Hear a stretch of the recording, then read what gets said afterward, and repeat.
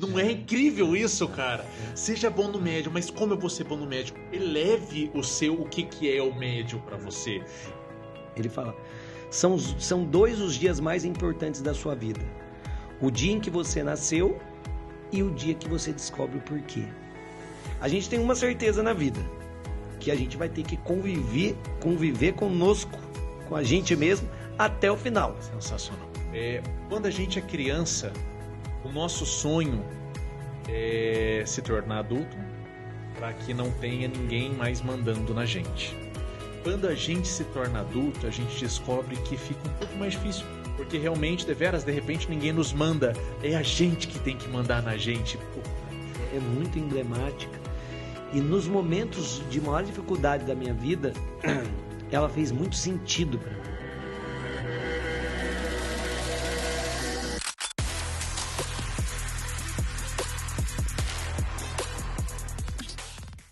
Salve, salve galera do podcast do Change Networking, aqui Renato Naldi trazendo mais um episódio para vocês. E hoje, pessoal, a gente vai conversar com o filho da dona Celina e do senhor Francisco. Ele é casado com a Paola e é pai de pets da cachorrinha Zoe. Francisco Sanini aqui no podcast do Change Network.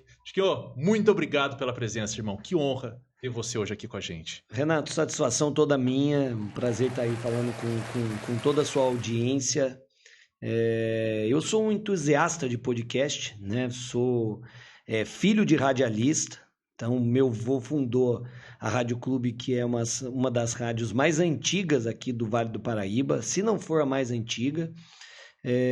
Meu pai sempre diz que o podcast ele é a nova rádio, né? E é uma grande verdade. Eu mesmo tenho o meu programa de podcast também, estava falando com você, estou meio parado, mas gravei alguns episódios, então fazer parte desse tipo de projeto para mim é sempre muito legal, então sabendo que a sua audiência é super qualificada também, é um prazer sempre convidar, a gente vai dar um jeitinho de estar aqui. Poxa vida, vocês vão vendo, né, pessoal? O que vai ser hoje aqui? Então, para você que está aqui acompanhando, vou chamar a atenção para que vocês se inscrevam aqui no canal. Inscrevam, compartilhem esse vídeo, façam seus comentários também, porque é a partir dos comentários que a gente consegue construir conteúdos como este. E, pessoal, Chiquinho, pode chamar Chiquinho. Fica à vontade.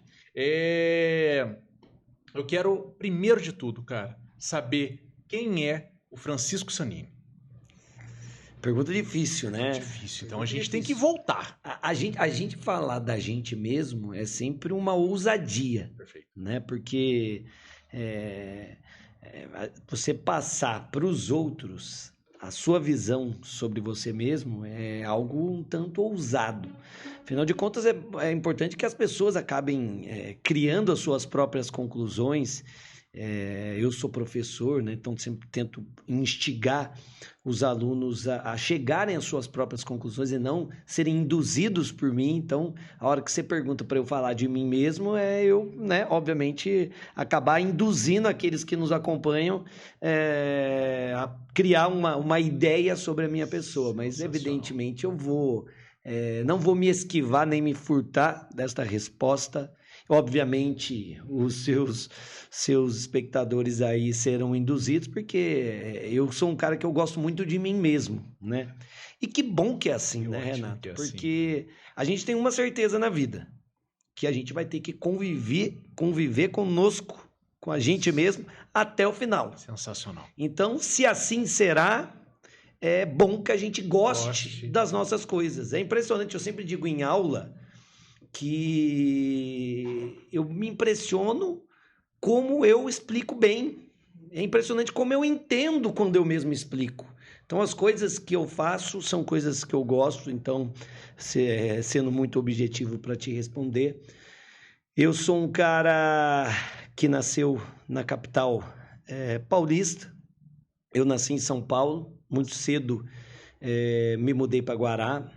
Então, eu, embora não seja guaratinguetaense raiz, e eu me considero guaratinguetaense, eu sou um entusiasta de Guaratinguetá, sempre brinco que o Guará é o centro do universo porque é uma cidade super bem localizada. Eu brinco com a galera que é de São José, Guará é a capital do Vale do Paraíba. Então, sou um grande entusiasta da nossa cidade. Sempre falo o nome de Guará, carrego o nome de Guará comigo para onde eu vou. Estudei a minha vida inteira aqui, né? Primeiramente, Colégio do Carmo, que foi uma puta lição para mim, com tudo que eu vivenciei lá, uma escola católica, né? Eu sou católico, e hoje a gente grava aqui ao lado da Igreja Matriz, e eu morava aqui atrás. A minha infância inteira foi no centro de Guaratinguetá. Eu morava bem atrás da Matriz, nos predinhos aqui. E para mim foi muito legal sempre morar, crescer aqui na área do centro. Sempre fiz tudo sozinho, né? Desde pequena, minha mãe me deixava em casa sozinho, eu ia para a escola sozinho, né? Estudava no Carmo, então é uma boa caminhadinha, né? Sim, daqui do centro, onde a gente está, da catedral até o Colégio do Carmo. Sempre fui muito sozinho, né?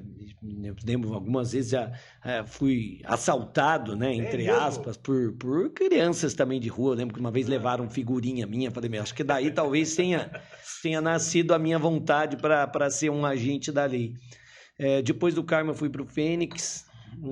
Do Fênix eu acabei indo para a Unisal, em Lorena, né?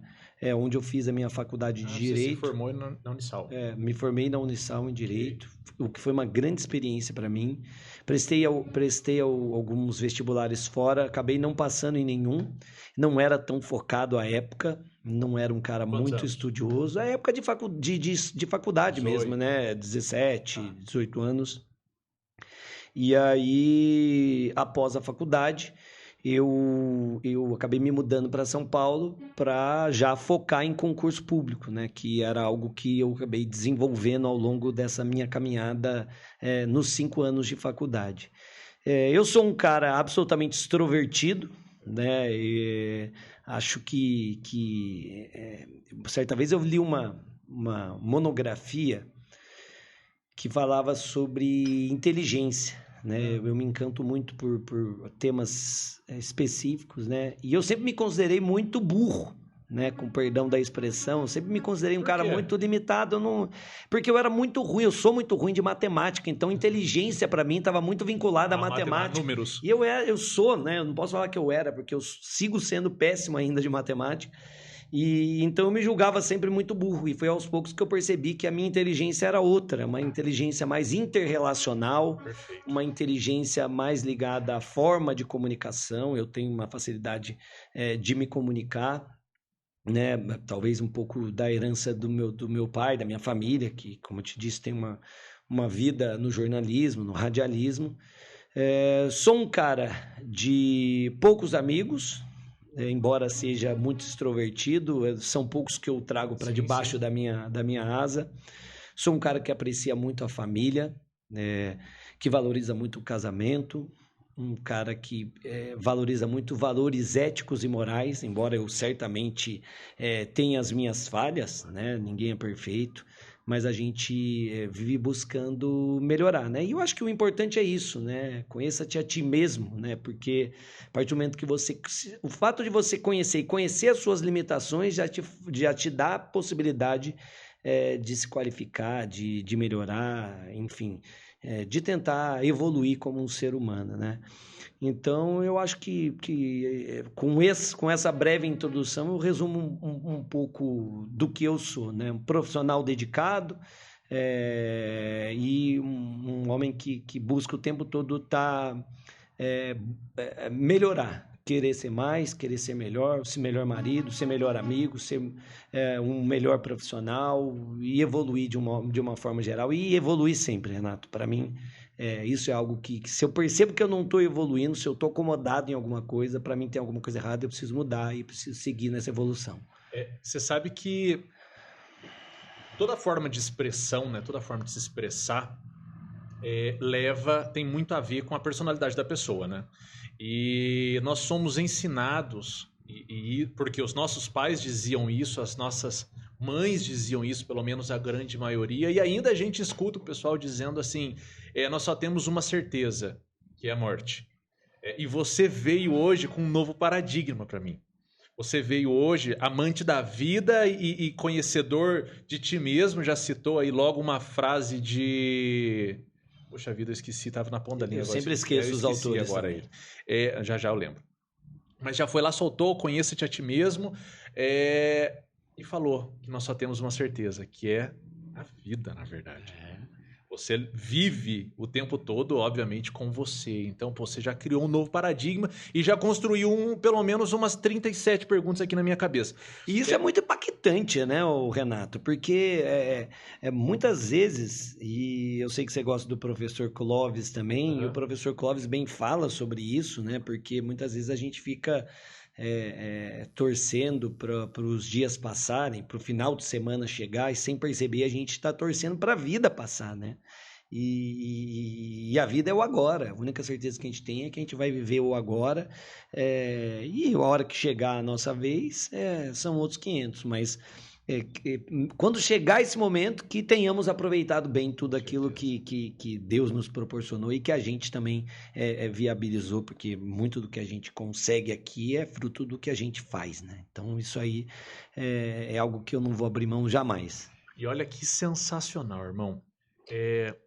Teve uma coisa que eu percebi, na verdade duas coisas que eu percebi que mudaram um pouquinho aí a minha forma de trabalhar, a minha forma de querer me expressar, a minha forma de querer um novo dia, alcançar alguma coisa, enfim, a minha forma de viver.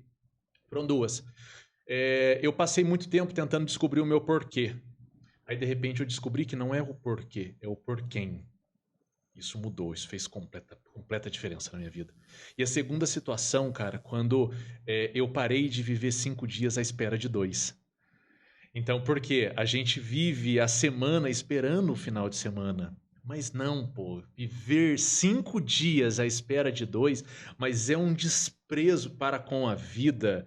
E assim, é você dizer para a vida que você quer menos do que quer mais.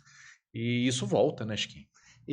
Renato, só desse insight seu, eu já tenho aqui... Eu sou um homem de frases, né? Eu sempre digo que eu sou um homem de frases. Então, eu tenho algumas frases que eu reproduzo muito, pelo né? menos uma Então, dúzia. Quem me acompanha sabe que eu tenho algumas frases que eu trago comigo. Se você pegar o meu WhatsApp, você vai ver uma frase do filme Batman, né? Que ele fala, "It's not who I am underneath, but what I do that defines me." Ele fala, não é o que eu apareço ser, são as coisas que eu faço que definem quem eu sou, né? Do primeiro Batman, e eu adoro a trilogia. Essa é a frase que está no meu WhatsApp desde que eu tenho WhatsApp. E quando você fala do final de semana, né? O professor Clóvis, ele fala do happy hour, né? Que é a hora feliz, né? Então, a hora feliz é a hora que você acaba de trabalhar. É a hora que o trabalho acaba. Significa que durante o período de trabalho era ruim, que é uma hora infeliz, que é chato trabalhar, e você fica vivendo para fazer o máximo, o mínimo ali, o básico para que possa chegar ao final de semana, porque daí sim você vai estar feliz. E eu tenho um texto, até coloquei em destaque no meu Instagram, né? Aliás, para quem quiser me acompanhar, @fsanini, Sanini com 2 N's, SANNINI, @fsanini, no Instagram, né? E eu até coloquei em destaque esses dias, porque é um texto que tem muito a ver com um período difícil da minha vida, que foi o meu período de concurseiro, né? Quando eu estava estudando para concurso. Depois a gente pode falar mais sobre isso, mas já anotei aqui. Era um período de muitas angústias, né? E eu estudava no curso que depois eu me tornei professor, né? A vida é incrível. E eu voltava do curso, como eu não tinha dinheiro, eu vivia de mesada à época, né? Meu pai me dava ali R$500, eu acho, por mês.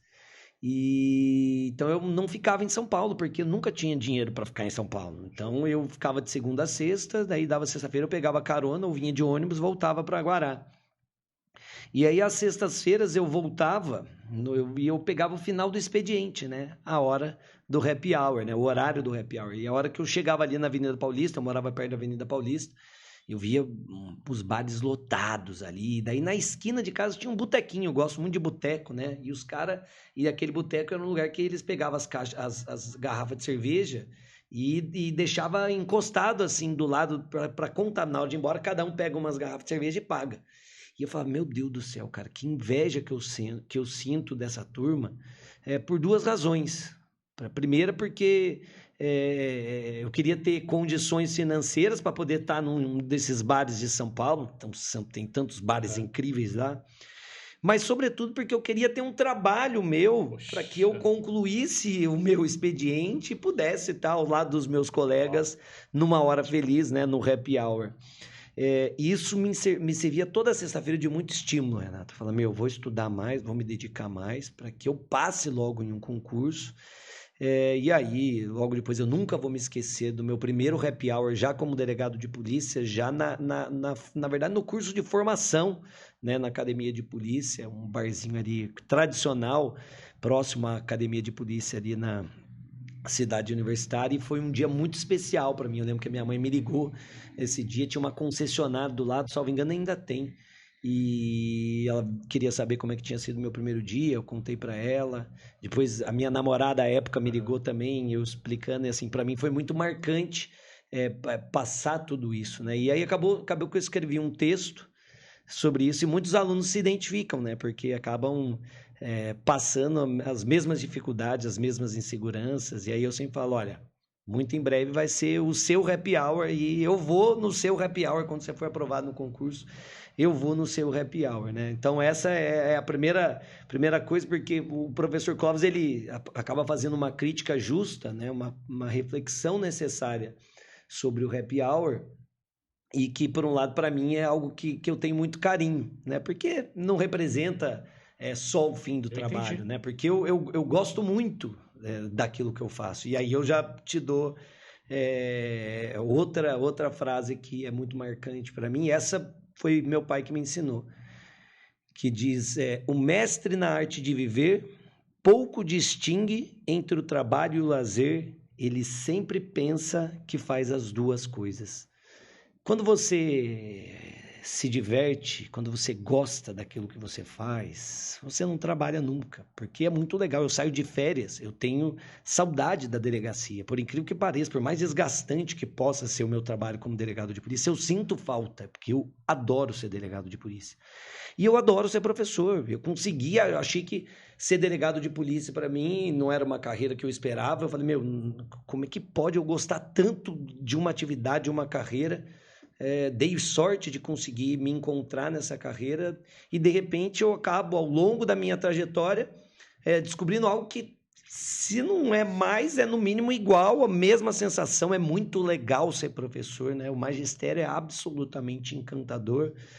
E aí eu fecho com a outra frase que eu gosto bastante também, que que eu vi num livro muito bom, já recomendo. É o livro que conta a história de um SEAL americano, né? O SEAL é o grupo especial da Marinha norte-americana, é o grupo de elite, foi o grupo que acabou pegando Bin Laden. Quando tem as principais operações envolvendo as Forças Armadas Americanas, os SEALs são os principais, né? São, de fato, o grupo de elite. E aí um dos comandantes dos SEALs, ele escreveu um livro que chama Não Existe Dia Fácil, que é um lema do SEAL, né? Não existe dia fácil porque o único dia fácil foi ontem, né? Ele conclui isso aí, e ele solta, ao longo do livro, ele solta uma frase que ele diz o seguinte: são 2 os dias mais importantes da sua vida. E eu me lembro porque você acabou de falar isso, né? Falando sobre os porquês, né? Ele fala, são 2 os dias mais importantes da sua vida. O dia em que você nasceu e o dia que você descobre o porquê. E eu nasci para fazer as coisas que eu faço, sabe, Renato? Então, eu me sinto muito abençoado, muito afortunado de ter conseguido seguir essas 2 carreiras. Como delegado de polícia, eu posso fazer tanta diferença na vida das pessoas, posso enfrentar diversas coisas ruins que eu acho que existem na sociedade. Eu tenho poder e o aparato para isso, fazendo parte de uma instituição policial. Então a gente, puxa, eu podia contar várias histórias aqui de detalhes que a gente faz a diferença na vida das pessoas, porque todo dia alguém é vítima de um crime, né? Não são só... E a polícia todo dia faz um trabalho que repercute na vida das pessoas. Não são só esses grandes casos que causam mídia, né? Eu hoje estou num setor que foca muito no enfrentamento à corrupção, então isso acaba ganhando um destaque maior na mídia, mas todos os dias a gente tem trabalhos de formiguinha ali que, embora não sejam impactantes na sociedade, não repercutem muito, fazem toda a diferença na vida daquela pessoa que foi vítima daquele crime, o que é muito relevante também. E como professor, Nossa Senhora, o impacto que a gente faz, que a gente pode fazer na vida das pessoas, né? Ajudando as pessoas a gente forma caráter, a gente forma profissional, a gente faz com que a pessoa consiga alcançar um sonho, e isso é algo que para mim é muito, muito, muito gratificante. Ainda mais eu que atuo na área de concurso, né, na preparação para concurso, e você conseguir ver, você vê um aluno seu sendo aprovado, conquistando aquele sonho, é algo que para mim... reviver. É o grande... E sem contar isso, né, Renato? Porque o magistério é uma troca, né? Você acha que a gente está passando para o aluno, mas na verdade o aluno está passando muito para a gente. Desde quando a gente está se preparando para entrar numa sala de aula, porque o que a gente pega, né, o aluno pega, é o recorte final, que é o mínimo. Que é só aquela hora que o professor tá despejando o conteúdo, está passando o conteúdo, mas tem toda uma preparação até chegar aquele momento. Aquilo que é muito mais difícil, né? Então, só o fato da gente se preparar para estar ali já é um ganho. Então, o aluno já está fazendo o professor ganhar, só dele ter que se preparar. Isso para não dizer a conexão, né? Eu já estou ficando velho, estou aqui com meus 40 anos, espero ficar no magistério por muito tempo. Então, você acaba se conectando com a galera que é mais jovem, então você vai sempre se renovando, né? Então, isso é incrível.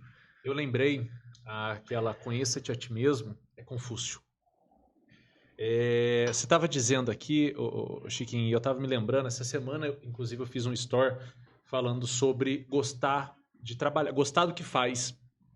Eu tinha vivido uma rotina um dia aqui, que eu acho que deve ser normal para você, mas eu tinha vivido um dia aqui de 16 horas. E eu saí cansado, mas querendo outros dias assim. Aí chegou na quinta-feira, a gente passou uma semana aqui de muito trabalho. Aí chegou na quinta-feira, eu vi todo mundo aqui, né, com o olho já baixo. Aí eu falei, pô, vocês estão cansados, né? Todo mundo tamo. Puta, por mais dias assim, né? Por mais dias assim. Então, assim, essa é a grande diferença. Porque se você não faz o que você gosta, num dia desse, ou você espana, ou você pensa em mudar de profissão, ou você acha que tudo que você está fazendo nada valeu a pena, nada mais faz sentido, e acaba transformando, mudando completamente rumo à sua vida. Então, fazer o que gosta, não pelo dinheiro, não pela grana, né? É porque gosta mesmo, porque o resultado, obviamente, vai ser o dinheiro. O dinheiro é importante. Lógico que é. Uma lição do meu pai é essa, você tem que conciliar gostança com dinheirança. Né? Não adianta só você fazer o que gosta e até ser bom naquilo que gosta e não ganhar dinheiro. Né? Eu vejo quantos talentos musicais a gente vê em bares aí por todo o Brasil. Você fala, nossa, esse cara toca pra caramba, essa mulher canta pra caramba. E muitas vezes talvez esteja enfrentando algumas dificuldades, né? Financeiras. Eu vi até, já deixo aqui a sugestão, me veio à mente agora isso aí. Eu vi recentemente uma série que conta a história do Spotify, né? A gente que falava do Spotify chama The Playlist ou Som na Faixa em português. E conta a história do Spotify que eu não conhecia, eu achei incrível a série.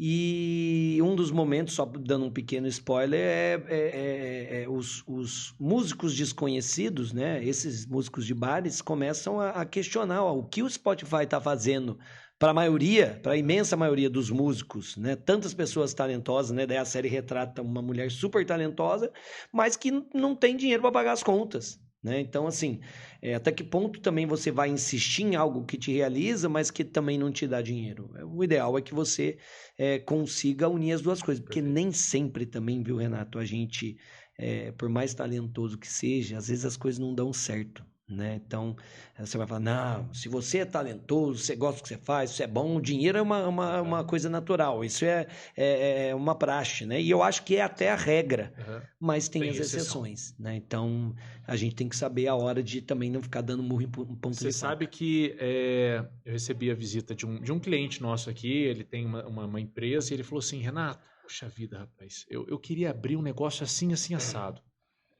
E eu vou abrir. Ele começou a fazer uns planos, coisa e tal. E eu falei para ele, mas isso não quer dizer que você precisa abrir mão da outra empresa. Por quê? Você não faz o que gosta, mas essa empresa já está prosperando. Né? Então deixa ela rodar. Faça essa empresa financiar o que você gosta. Pô. É a tal da dinheirância. Agora vai atrás da gostância. Agora vai atrás da gostância. Entendeu? Eu acho que são as duas coisas, porque infelizmente a gente tem que pagar as contas. Tem que pagar as contas. Então, unindo essas duas coisas, você tendo a capacidade de identificar esses dois lados, porque a partir do momento que você está num lugar que te dê um retorno financeiro muito bom, mas que não te deixa feliz, também não faz sentido. Né? Eu estava falando para você em off aqui do meu primo, a quem eu rendo as minhas homenagens aqui, mando um abraço, Luiz Carvalho, que a gente muito aqui conhece como Luiz Sanini, mas ele não tem Sanini no nome. Mentira!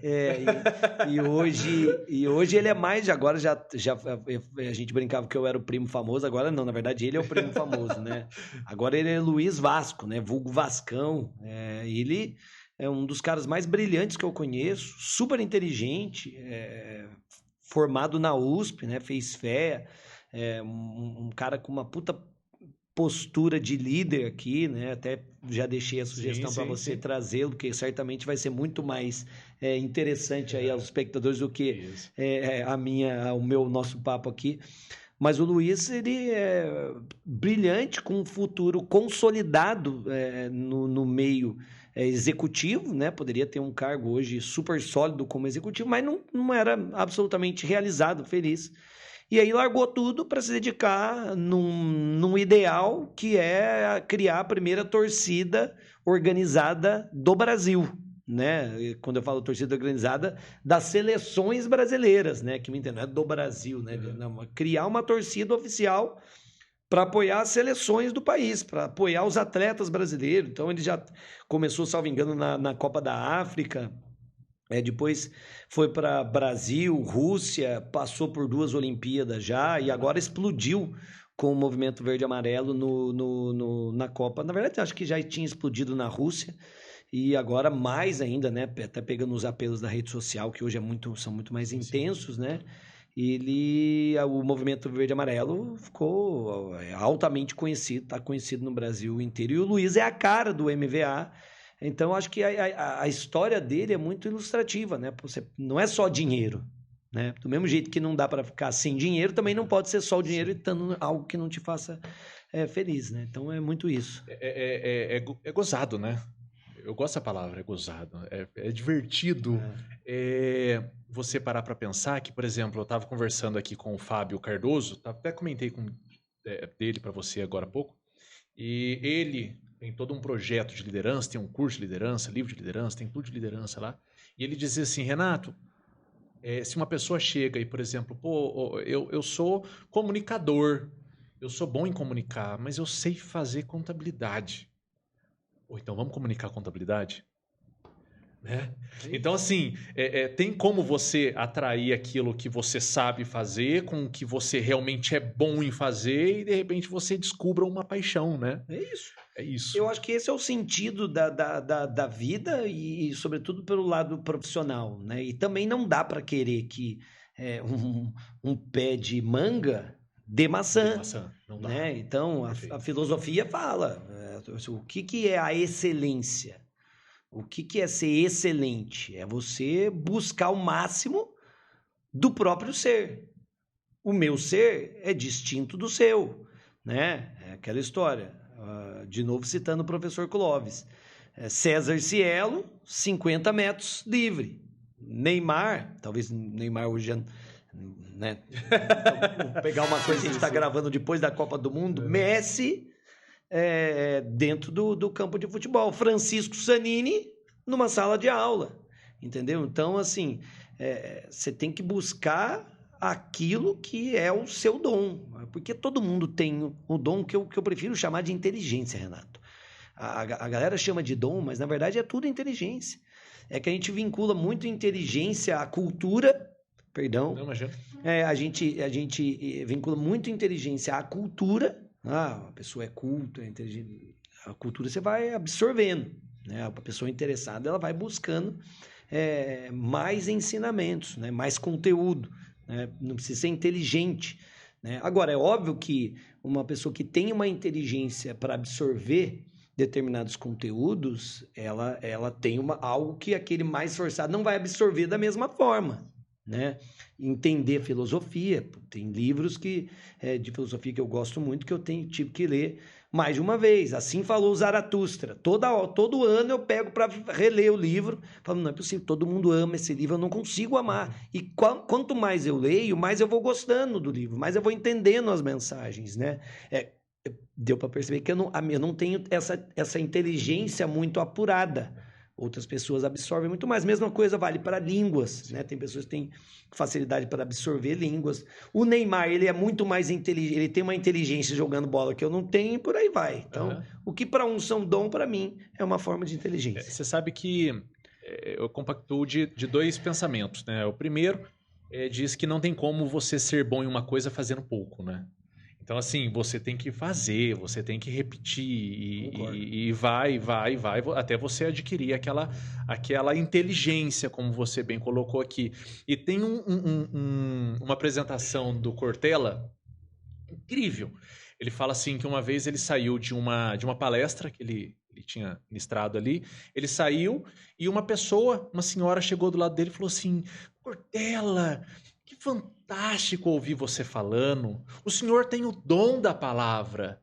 Aí ele diz, não fui rude com a mulher, agradeci e fui embora, mas fiquei pensando, dom. Porra, eu li mais de 40 mil livros. Será que eu construí o meu dom? Será que eu tenho o dom da palavra ou eu me treinei assim, né? Eu não tenho a menor dúvida de que é algo que você constrói.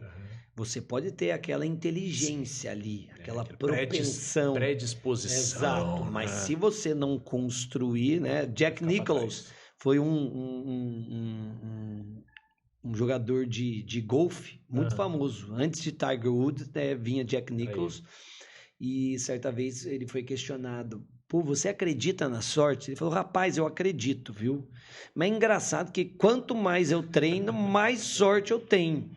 Então é inegável que você vai construir no seu. Eu lembro a primeira vez que eu entrei na sala de aula, Renato, foi um fracasso absoluto. Uma professora da academia de polícia levou eu e um outro colega para dar aula na faculdade Anhanguera, lá em São Paulo.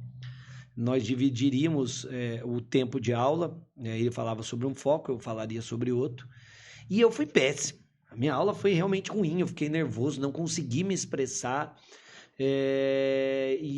O meu fracasso, ele foi tão retumbante que a coordenadora acabou pedindo para que a gente fosse para uma outra sala de aula para dar aula, mas daí me excluiu. Só o meu colega que acabou tendo a palavra lá e eu acabei só ficando na plateia assistindo. Então eu fui para casa arrasado. Imagina. Falei, não nasci para isso, não é a minha vibe, não é a minha inteligência e eu queria muito ser professor também, eu sempre tive essa ideia, falei, eu quero primeiro uma carreira pública, não pensava em ser delegado de princípio, mas eu queria uma carreira pública, eu já era muito estudioso ao final da faculdade, então muito focado nos estudos, aí até uma professora, vai para concurso que você tem a pegada.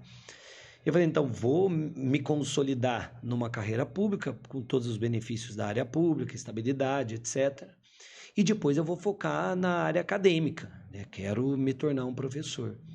E eu achava legal, né? Os primeiros dias de cursinho lá, os professores chegavam, os ternão fudido, relojão entrando, a mulherada olhando, eu falava, meu Deus do céu, é isso que eu quero pra minha vida. É isso que eu quero pra vida. E vou chegar lá, né? O cursinho lotado. E a minha primeira experiência foi terrível, Renato. Imagina se eu desistisse ali e realmente me deu uma frustração. Eu dei uma arrefecida, esse sonho meu acabou dando uma arrefecida, Mas aos poucos eu fui voltando, segui estudando, eu percebi que eu tenho uma inteligência muito boa para escrever também, mas que é fruto ainda hoje. Eu estava treinando hoje de manhã, um amigo meu, professor, personal trainer, ela falou para mim, pô, tava lendo as coisas que você escreve no Instagram, né, cara? Incrível como você escreve bem, você consegue colocar assim em texto as suas ideias, né? Você expressa, e eu me expresso até melhor, eu acho, escrevendo do que falando, né? São formas diferentes de você se expressar. A fala é mais eloquente, mas você consegue ser mais detalhista, pelo menos eu consigo ser mais detalhista quando eu escrevo. E aí eu falei para ele, pô, tudo isso e o que você falou agora só me fez relembrar isso, não caiu do céu, né? É muita leitura. Para você escrever, você tem que ler. Meu pai sempre falava desde pequeno também. Veja a influência do meu pai. Chicão, um grande abraço, te amo. O meu pai, quando eu estava ainda na escola, lembro ali no colegial, meu pai já falava, você tem que ler essa página do jornal. Eu pegava a Folha de São Paulo e falava, você vai ter que ler essa página, pelo menos você vai ter que ler. E é a minha página predileta até hoje, né? Eu não deixo de ler essa página da Folha, que é a parte do dos editoriais, dos artigos ali, são vários os autores, né? Cada dia tem um articulista.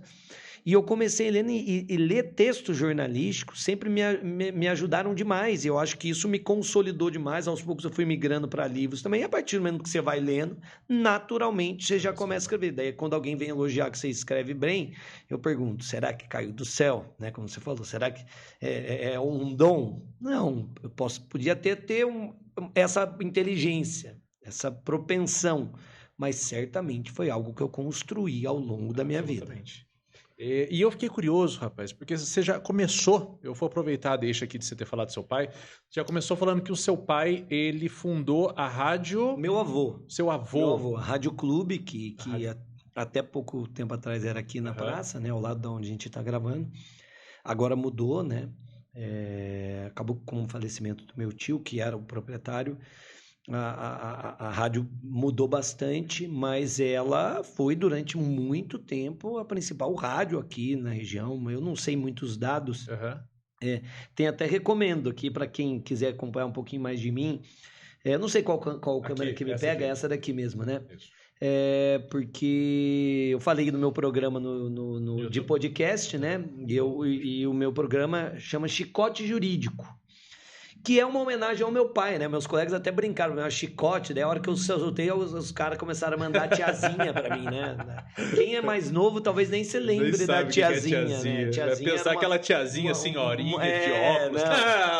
Era a mulher mais bonita da época. Era a Anitta da época lá, que fazia parte de um programa do Luciano Huck, que também nem era famoso. E ela chegava de trajes sensuais, com um chicotinho, usava máscara. E aí, quando eu lancei o chicote jurídico, todo mundo começou a mandar foto dela. E, na verdade, o nome do programa é uma homenagem ao meu pai. Porque o programa de rádio do meu pai, agora ele não mais está fazendo, mas era Chicote do Povo. E o chicote é por conta do nome, Chico. Porque o meu avô chamava ele de Chicotinho. Né? Meu pai é Francisco como eu, muita gente me chama de Chico, Francisco é Chico. O meu pai era Chicotinho, e aí o meu pai colocou o nome do programa dele, muitos anos. Meu pai é um grande comunicador também. Chicote Jurídico, Chicote do Povo. E aí eu falei, já que o meu pai saiu, eu vou manter, né? Agora, daí eu vim para minha área jurídica e criei o Chicote Jurídico. E a gente fez uma temporada, depois acabei dando uma parada por falta de tempo, né? Muitas atividades para fazer. É difícil manter a carreira acadêmica nessas questões acadêmicas sendo policial, né? A gente trabalha muito.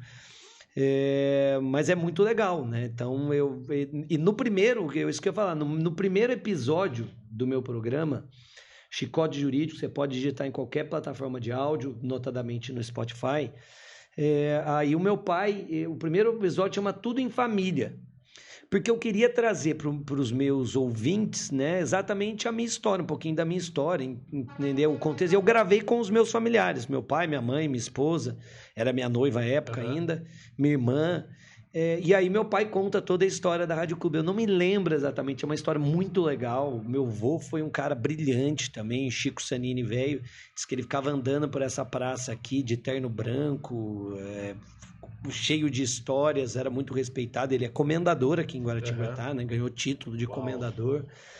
E foi um cara muito à frente do seu tempo também, né? Criou muitas coisas. A rádio foi só uma delas. O meu avô era bicheiro, na época o jogo do bicho era permitido, né? E todo mundo fala que se o meu avô não tivesse parado, ele seria o cara mais rico do Vale do Paraíba. Caramba. Mas ele, de correto que era, quando foi proibido o jogo do bicho, ele acabou parando e aí focando em outros lados empresariais aí. Mas tanto o seu avô quanto o seu pai eram empresários? Não, o meu avô era um empresário, né? O seu pai só tinha um programa? O meu pai é jornalista e engenheiro. Seu meu pai é engenheiro. É jornalista e engenheiro. E é o que ele fez. Ele fez a história da Gostanz da dinheirança, né? Ele fez engenharia para ganhar dinheiro, que ele falou, não vou ganhar dinheiro sendo jornalista. Então ele fez engenharia para né, ter uma carreira profissional sólida, que pudesse te dar um retorno financeiro.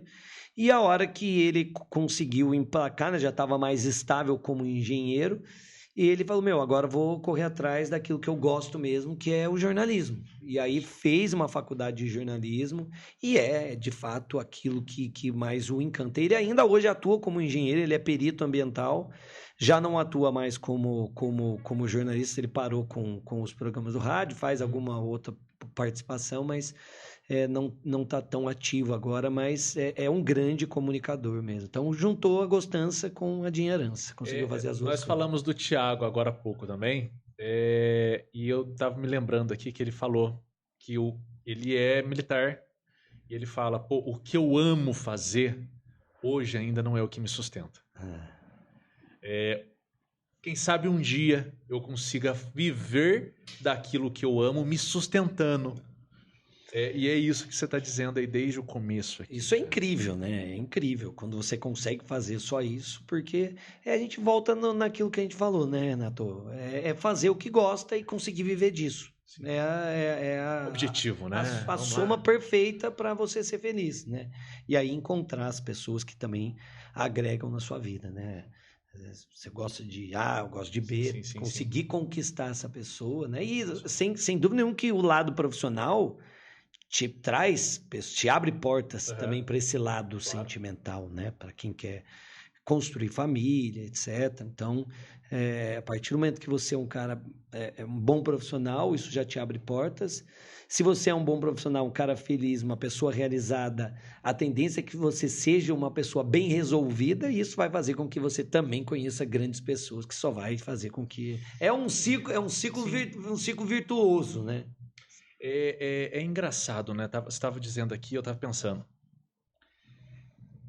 Tudo é parte de sonhos, né? Sonhos e ilusões. Quando a gente é criança, o nosso sonho é se tornar adulto para que não tenha ninguém mais mandando na gente. Quando a gente se torna adulto, a gente descobre que fica um pouco mais difícil, porque realmente, de repente, ninguém nos manda. É a gente que tem que mandar na gente. Puta. Quando alguém fala de trás, fala, você tem que fazer, você faz. Agora, você dá o comando e se fazer é muito mais difícil, né? E o sonho vou ter 18 anos e, por exemplo, já escutei relatos aqui do Rafa, vou me transformar num motorista de ônibus, porque o meu sonho é o que eu amo fazer. E o cara hoje é investidor na bolsa. Então, e aí?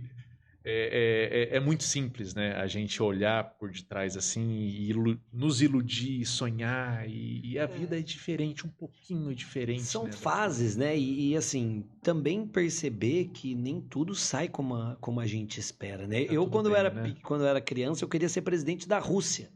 Da Rússia. Porque, na verdade, era a União Soviética à época ainda, né? Então, era muito forte. Eu via o pessoal lá com com aqueles chapéu assim, tudo, era uma potência. Não, quero ser presidente. Ou seja, a ideia, para mim, a União Soviética era a coisa mais poderosa que tinha. Não, eu não quero nada mais, nada menos do que ser o presidente da maior potência do mundo. Como se fala, hoje eu quero ser presidente dos Estados Unidos. Eu nem sabia que eu não poderia ser presidente da Rússia. E assim, a gente vai crescendo, a gente vai vendo as coisas de forma distintas, né? Muitas vezes você falou, quando a gente é criança, a gente quer crescer, mas depois quando a gente quer crescer, ainda esse dia eu estava falando com a minha funcionária que trabalha em casa comigo, que na verdade é uma mãe, não gosto nem de tratar como funcionária, é minha mãezinha, minha segunda mãe, Sueli, te amo também. E eu falei, nossa, às vezes dá vontade de voltar a ser criança para não ter responsabilidade nenhuma, né? Então, é aquela visão meio que platônica, né? Muita gente não reconhece o sentido do termo platônico, né? Porque para Platão, amor é desejo, e desejo é por tudo aquilo que você não tem. Se você tem, logo deixa de amar. Então, você ama platonicamente porque aquilo não é seu. O que você deseja, você não tem.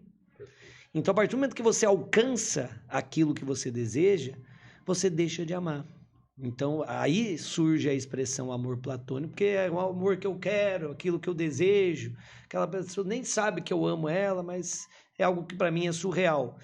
Então, a gente tem que aprender muito isso, né? A saber o que a gente quer, onde a gente quer chegar. Então, é legal ter esse amor ao modo de Platão, mas também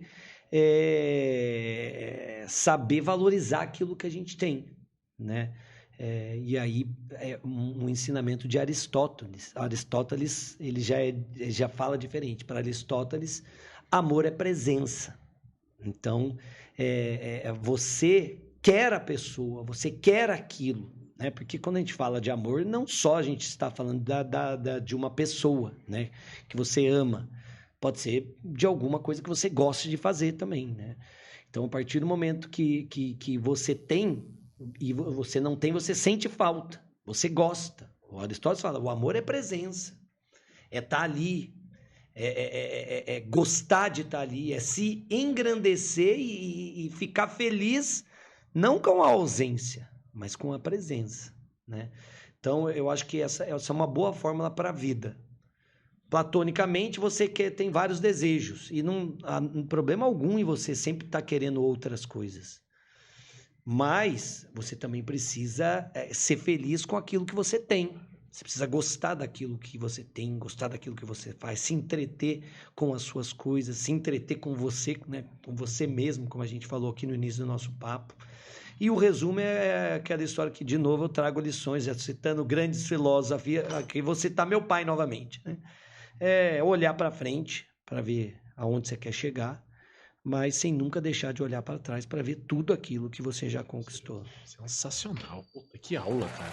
Você estava dizendo aqui, eu estava me lembrando também, sim, eu acho que como professor eu gosto muito de... Não que eu seja professor, mas é que você... Então, como professor, eu gosto muito de exemplos, né? Porque os professores, eles dão muito exemplos, né? Porque a gente aprende com exemplo. E há pouco tempo atrás, eu conversando com um cliente também sobre os planos futuros, daqui a um ano, né?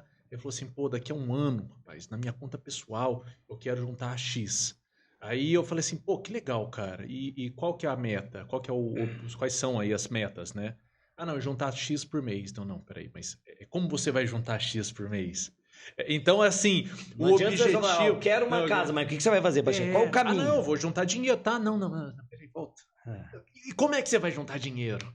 Não, vou depositar. Não, mas como é que você vai ganhar esse dinheiro a mais para você juntar? Isso é ter metas. O que você vai cortar? O que você vai abrir mão? É isso. Né? Porque o caminho, para chegar onde você quer, tem um caminho. É isso. Agora, qual o caminho? E é agora que eu quero saber, cara. Porque assim, eu vou confessar uma coisa aqui para vocês. Que quando eu conversando com o Chiquinho, ele falou assim, pô, eu não sou empreendedor. E eu falei, não, tudo bem. Aí, conversando agora, Chiquinho, você desmistificou uma coisa pra mim. Você mudou um paradigma, que era a frase lá do... Só tem uma certeza na vida. E eu vou te falar uma coisa, cara. Tem muitos empresários que eles não são empreendedores. Mas tem muitos empreendedores que não são empresários. E eu vejo aqui, eu tô de frente com um cara que é mega empreendedor, porque quer mudança, porque quer outras coisas, porque tem visões diferentes. Poxa, você é funcionário público, você é professor, você é doutrinador, você é escritor, você tem um podcast, você é muito, irmão. Então, antes de eu continuar aqui, eu quero aí já deixar os meus parabéns, porque, poxa vida, você está demonstrando realmente uma estrada fantástica, cara. Talvez eu seja um empreendedor da minha própria personalidade, né? Da minha própria vida, né? Da construção da minha vida, de querer sempre alcançar as coisas que eu idealizei. Eu sempre fui muito focado. E eu acho que isso é uma coisa importante. Uhum. Você falou de metas, eu sempre tive metas.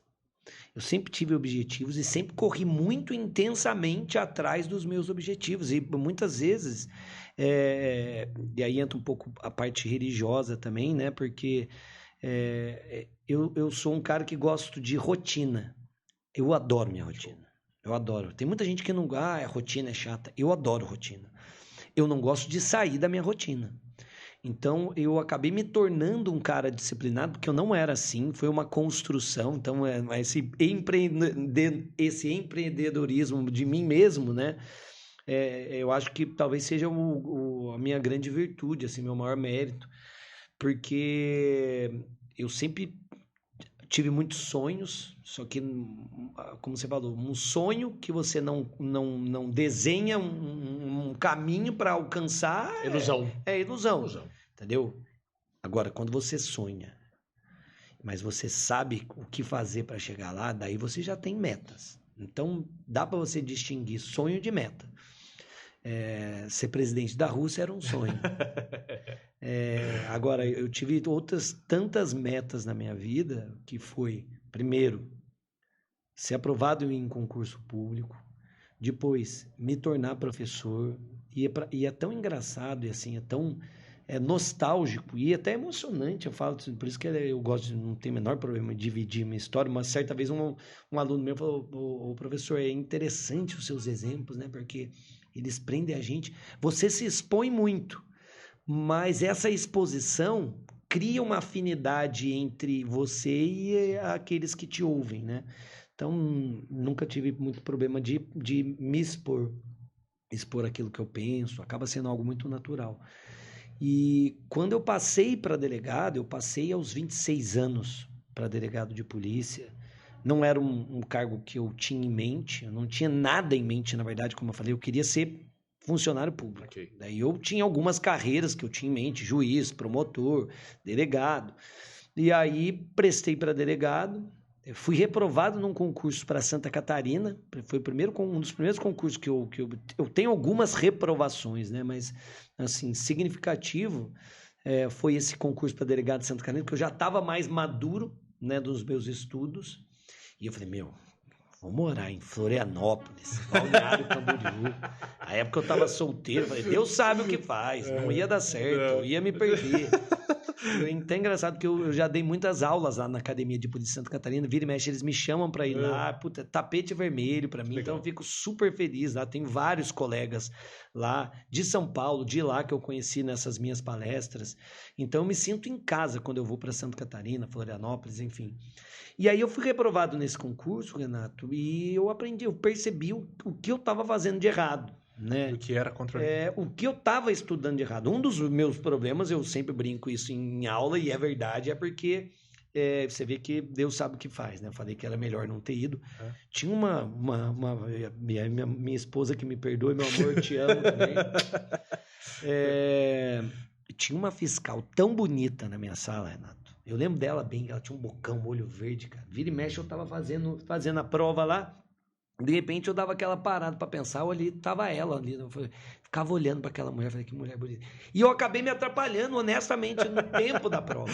Então, a primeira coisa, eu falei, eu não posso, porque foi a primeira prova que eu não consegui concluir. Caramba. Faltou tempo. Eu falei, primeira coisa, eu preciso fazer mais prova para que eu não me atrapalhe com o tempo. Eu preciso parar de prestar atenção nas fiscais também. E precisava corrigir algumas coisas do meu estudo. Eu corrigi, comecei a fazer mais prova, treinando em casa, né? No horário certinho da prova, e aí fui aprovado logo depois em São Paulo. Quando eu fui aprovado em São Paulo, comecei a focar na minha carreira acadêmica. Comecei a estudar mais, porque daí eu centralizei o meu estudo, porque antes eu estudava um monte de coisas que caíam na prova, mas que não seria relevante para a minha vida profissional como delegado. Eu falei, não, eu vou ficar como delegado. Primeiro dia da academia, eu vi um videozinho da SWAT, música da SWAT tocando, um vídeo operacional. Eu falei, essa carreira é do caralho, eu quero isso para mim. E aí eu falei, agora eu vou correr atrás do outro sonho que eu tenho, do meu outro objetivo, que é ser professor. Comecei escrevendo, estudei muito a parte criminal, que era só a minha área, então eu gostava muito. Comecei a escrever. E aí, aos poucos, fui começando a dar aula. Daí comecei a dar aula na Unisal aqui, em Lorena. Poxa, faculdade de onde eu me formei, tive a chance de iniciar minha carreira no magistério lá na Unisal, e foi uma puta escola para mim, né, academicamente, foi muito bom. É bom você trabalhar no ensino universitário. Hoje eu já não tenho tanto encantamento, assim, porque dá muito trabalho. Correção de prova, tem todo o caderno dos alunos, né? Fazer chamada, é muito mais complexo do que hoje a minha vida, que é pós-graduação e cursinho preparatório para concurso, que não tem que dar nota, não tem que corrigir prova, enfim, é muito mais tranquilo, a remuneração é melhor também. Então, mas foi uma puta lição para mim, e aí eu falei, quem sabe um dia eu posso ser professor do Damásio, né? Para mim era algo muito distante, eu juro, Renato, eu me via como professor do Damásio aos 50, assim, olha, a hora que eu corri muito atrás, e acabou por um desses acasos da vida, o professor Flávio Martins, que é conterrâneo nosso. Flavião, um grande abraço também, se você estiver nos assistindo. Ele tinha sido meu professor na Unisal, e ele era brilhante desde o princípio, todo mundo sabia que ele ia ser um cara fudido, ele ia voar, e de fato voou. E ele, nesse período, estava como diretor no Damásio. E aí ele me chamou, eu falei, Flávio, eu lembro, eu estava no meio de um mandado de busca, no meio de uma diligência policial, ele me convidou, falei, Flávio, eu não sei se eu tenho envergadura para dar aula lá. Não, fica tranquilo, você começa nas aulas gravadas, só para você pegar, porque é difícil você falar para a câmera. Uma coisa é o professor que está na sala de aula dando aula, tem contato com os alunos, outra coisa é você dar aula para uma câmera sozinho, né? Sem a interação. Então, você precisa, e outra lá é câmera 1, câmera 2, então é toda uma estrutura que você precisa se adaptar. Aí que eu achei a minha praia mesmo, me adaptei, e quando eu vi, eu já era um professor consolidado no Damásio, que é o curso preparatório mais tradicional do país, né? Todo mundo que passou em concurso público aí fez Damásio lá atrás. Hoje já tem outros cursos, eu mesmo já estou em outro curso também, ao lado do Damásio. Mas, assim, é o curso mais tradicional e, para mim, foi um motivo de enorme orgulho. E aí eu falei, agora eu já estou consolidado academicamente, né? Já estou com a minha carreira na polícia também consolidada, estável. O que eu quero? Aí eu falei, eu já estava com mais de 5 livros escritos, eu faço parte, né, de quase 20 livros já, entre autoria isolada. Caramba, legal, e em coautoria.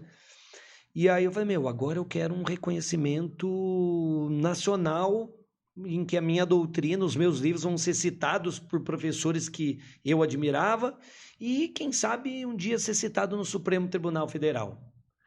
E eu falei, um dia eu vou ser citado no STF, Eu sei que hoje em dia o STF já não está assim com tanta moral perante a sociedade, mas eu, obviamente, tenho enorme respeito pela instituição, cúpula, né? E eu consegui, né? Eu tenho hoje 2 citações no Supremo Tribunal Federal e também em outros tribunais superiores, mas a citação do Supremo foi muito emblemática para mim, porque era uma meta, era um objetivo, era um sonho. Eu falei, um dia eu quero ver o ministro falando meu nome lá, conforme ensinamento de Francisco Sanini, e aí trazendo o meu estudo para dar respaldo para uma decisão importante. Afinal de contas, as decisões do STF são super relevantes. Então, assim, é muito, muito gratificante, né? Você olhar para trás e ver que você conseguiu alcançar tudo que você planejou. Tem alguma estante que tenha todos os seus livros, alguma coisa assim? Ou... Tem? Eu tenho em casa, eu tenho na minha delegacia. Você não deve ser, você já esteve comigo lá na minha sala, no meu gabinete na delegacia. Eu ostento ali alguns dos meus livros também, numa área bem atrás da minha cadeira, assim, fica ao fundo. Na minha casa eu também tenho os meus livros. E no começo, é até engraçado que o meu primeiro livro de maior envergadura, que é o meu principal livro, eu publiquei num momento muito difícil da minha vida, que foi o momento que eu tinha acabado de separar. A minha separação foi super difícil para mim, porque é aquela história e isso é muito legal, porque assim, como tudo estava dando muito certo sempre na minha vida, sempre deu tudo muito certo, tudo muito redondo, as coisas que eu planejei, eu consegui, eu sempre fui um cara muito objetivo e que errou pouco, no sentido de, consegui fazer as coisas darem certo para mim. E aí, quando tudo dá muito certo, às vezes você fica até com aquela sensação, alguma coisa vai dar errado, alguma coisa ruim vai acontecer, demais, o santo desconfia, não é possível, né? Tá tudo muito certo. E aí eu percebi, e obviamente que casamento para mim é uma coisa muito importante, né? Afinal de contas, às vezes eu fico até triste que as pessoas hoje casam sem entender exatamente o que é o casamento. Poxa, ninguém casa para se separar. Então, assim, o meu divórcio foi o primeiro grande fracasso da minha vida, assim mesmo. Foi algo que eu sempre projetei, porque casamento, desde pequeno, eu falei, nossa, quem vai ser minha mulher? Não, Deus vai mandar a mulher certa para mim, eu tenho certeza e tal. E aí, até por ser católico, né, sempre ter esse vínculo religioso também que permeia muito a instituição do casamento, era algo que é algo que para mim é muito relevante. Então, a partir do momento que não deu certo, e não dá certo mesmo, às vezes as coisas acontecem, né? No direito civil tem até a teoria do desamor, né? Ninguém é obrigado a amar todo mundo o resto da vida, fazer o quê? Né? Você casa com uma expectativa, pode não dar certo, alguém pode falhar também nesse meio caminho, ele, ela, enfim. Então, as coisas não saem da forma que a gente esperou. E foi a primeira vez que alguma coisa deu muito errada na minha vida. E eu tive todo um processo de reconstrução para falar, para quem é disciplinado, para quem tem tudo redondinho, quando algo acontece que muda totalmente a sua vida, para mim essa ruptura foi muito dolorida, né? A mudança foi muito grande. Eu estava num projeto que eu tive que mudar totalmente, 360 graus. E isso foi muito importante para eu me construir também como homem, né? E como profissional, como tudo, né? Porque tudo está interligado aos meus olhos. Porque eu falei, as coisas não dão certo o tempo todo, nem sempre aquilo que eu planejei, as coisas vão sair da forma como eu planejei. Eu preciso saber reconstruir, né? O meu terapeuta uma vez falou uma frase para mim que eu não lembro muito bem de como ele falou, né? Mas assim, o núcleo, a essência, ele conta a história de um cientista, né? E o cientista era um cara muito renomado e ele tinha vários estudos na casa dele. E certa vez a casa dele pegou fogo. Então o lugar que ele realizava todos os seus estudos, ele chegou numa manhã, estava lá incendiado. E aí os vizinhos vieram falar para ele, nossa, mas você perdeu todo o seu trabalho, vejam isso aí que aconteceu, acabou. Ele falou, não, eu acho que isso significa que eu preciso fazer tudo de novo e fazer tudo muito melhor. Então, às vezes, uma ruptura ou algo que sai um pouco da linha, na verdade, é uma lição, é algo que tem que acontecer para que você possa se qualificar, você se tornar uma pessoa melhor. Eu acho que para mim foi muito importante ter um revés significativo assim na minha vida, sabe, Renato? Para que eu pudesse olhar outras coisas, para que eu pudesse me reconstruir, melhorar, evoluir. Eu acho que é o que eu venho tentando fazer ainda, né? Eu sou da seguinte opinião. Eu acho que quando acontece alguma coisa com você, a gente normalmente, quando acontece uma coisa ruim, a gente encara como um problema, né? E tá tudo bem encarar como um problema. Só que se você focar no problema, ora bolas, você só vai ver problema. Agora, se você foca na solução, veja que o problema vai dissolver, vai acabar. Então, assim, poxa vida, quebrou o meu carro. Tá legal? Conserta o carro. Acabou o problema, vai lá e conserta o carro. Pô, tô sem dinheiro. Pô, então arruma um jeito de ganhar mais dinheiro. Nossa, mas eu tô cansado. Aí, cara pálida, aí você precisa de um pouquinho mais de foco e disciplina, que é o que eu vou falar aqui agora. E a derrota, só para não perder esse gancho, Renato, porque é interessante que a gente está batendo um papo aqui e está coincidindo com muitas coisas que eu venho refletindo mais recentemente, né? Eu até escrevi sobre isso no meu Instagram esses dias, eu lendo filosofia, né? Eu já falei que eu tento aprender um pouquinho com filosofia, embora tenha muita dificuldade, mas eu insisto. Né? E os reveses da vida, né, são muito importantes, né? Então você que está trabalhando muito com empreendedorismo aqui, poxa, abri um negócio, deu errado, vou desistir, não, então essas derrotas, elas são muito importantes para a nossa vida, né? E a filosofia fala muito sobre isso, e esses dias eu lendo um pouco sobre pessimismo, porque todo mundo acaba vendo com maus olhos o pessimista, né? O pessimismo. É ruim você ser pessimista. O pessimismo não te traz coisas boas. Aquele que você olha só a parte vazia do copo, você nunca olha a parte cheia do copo. Enfim, é ruim ser pessimista. Mas daí a filosofia dá uma outra visão, talvez uma visão otimista do pessimismo. Falando, olha... Aquele que consegue achar uma coisa boa em tudo, que consegue focar só na parte cheia, muitas vezes você acaba mantendo esse foco otimista para se confortar. Você acaba tendo essa visão para muitas vezes se conformar com o seu fracasso. Perfeito. Se conformar com aquilo que foi ruim, aquilo que está ruim.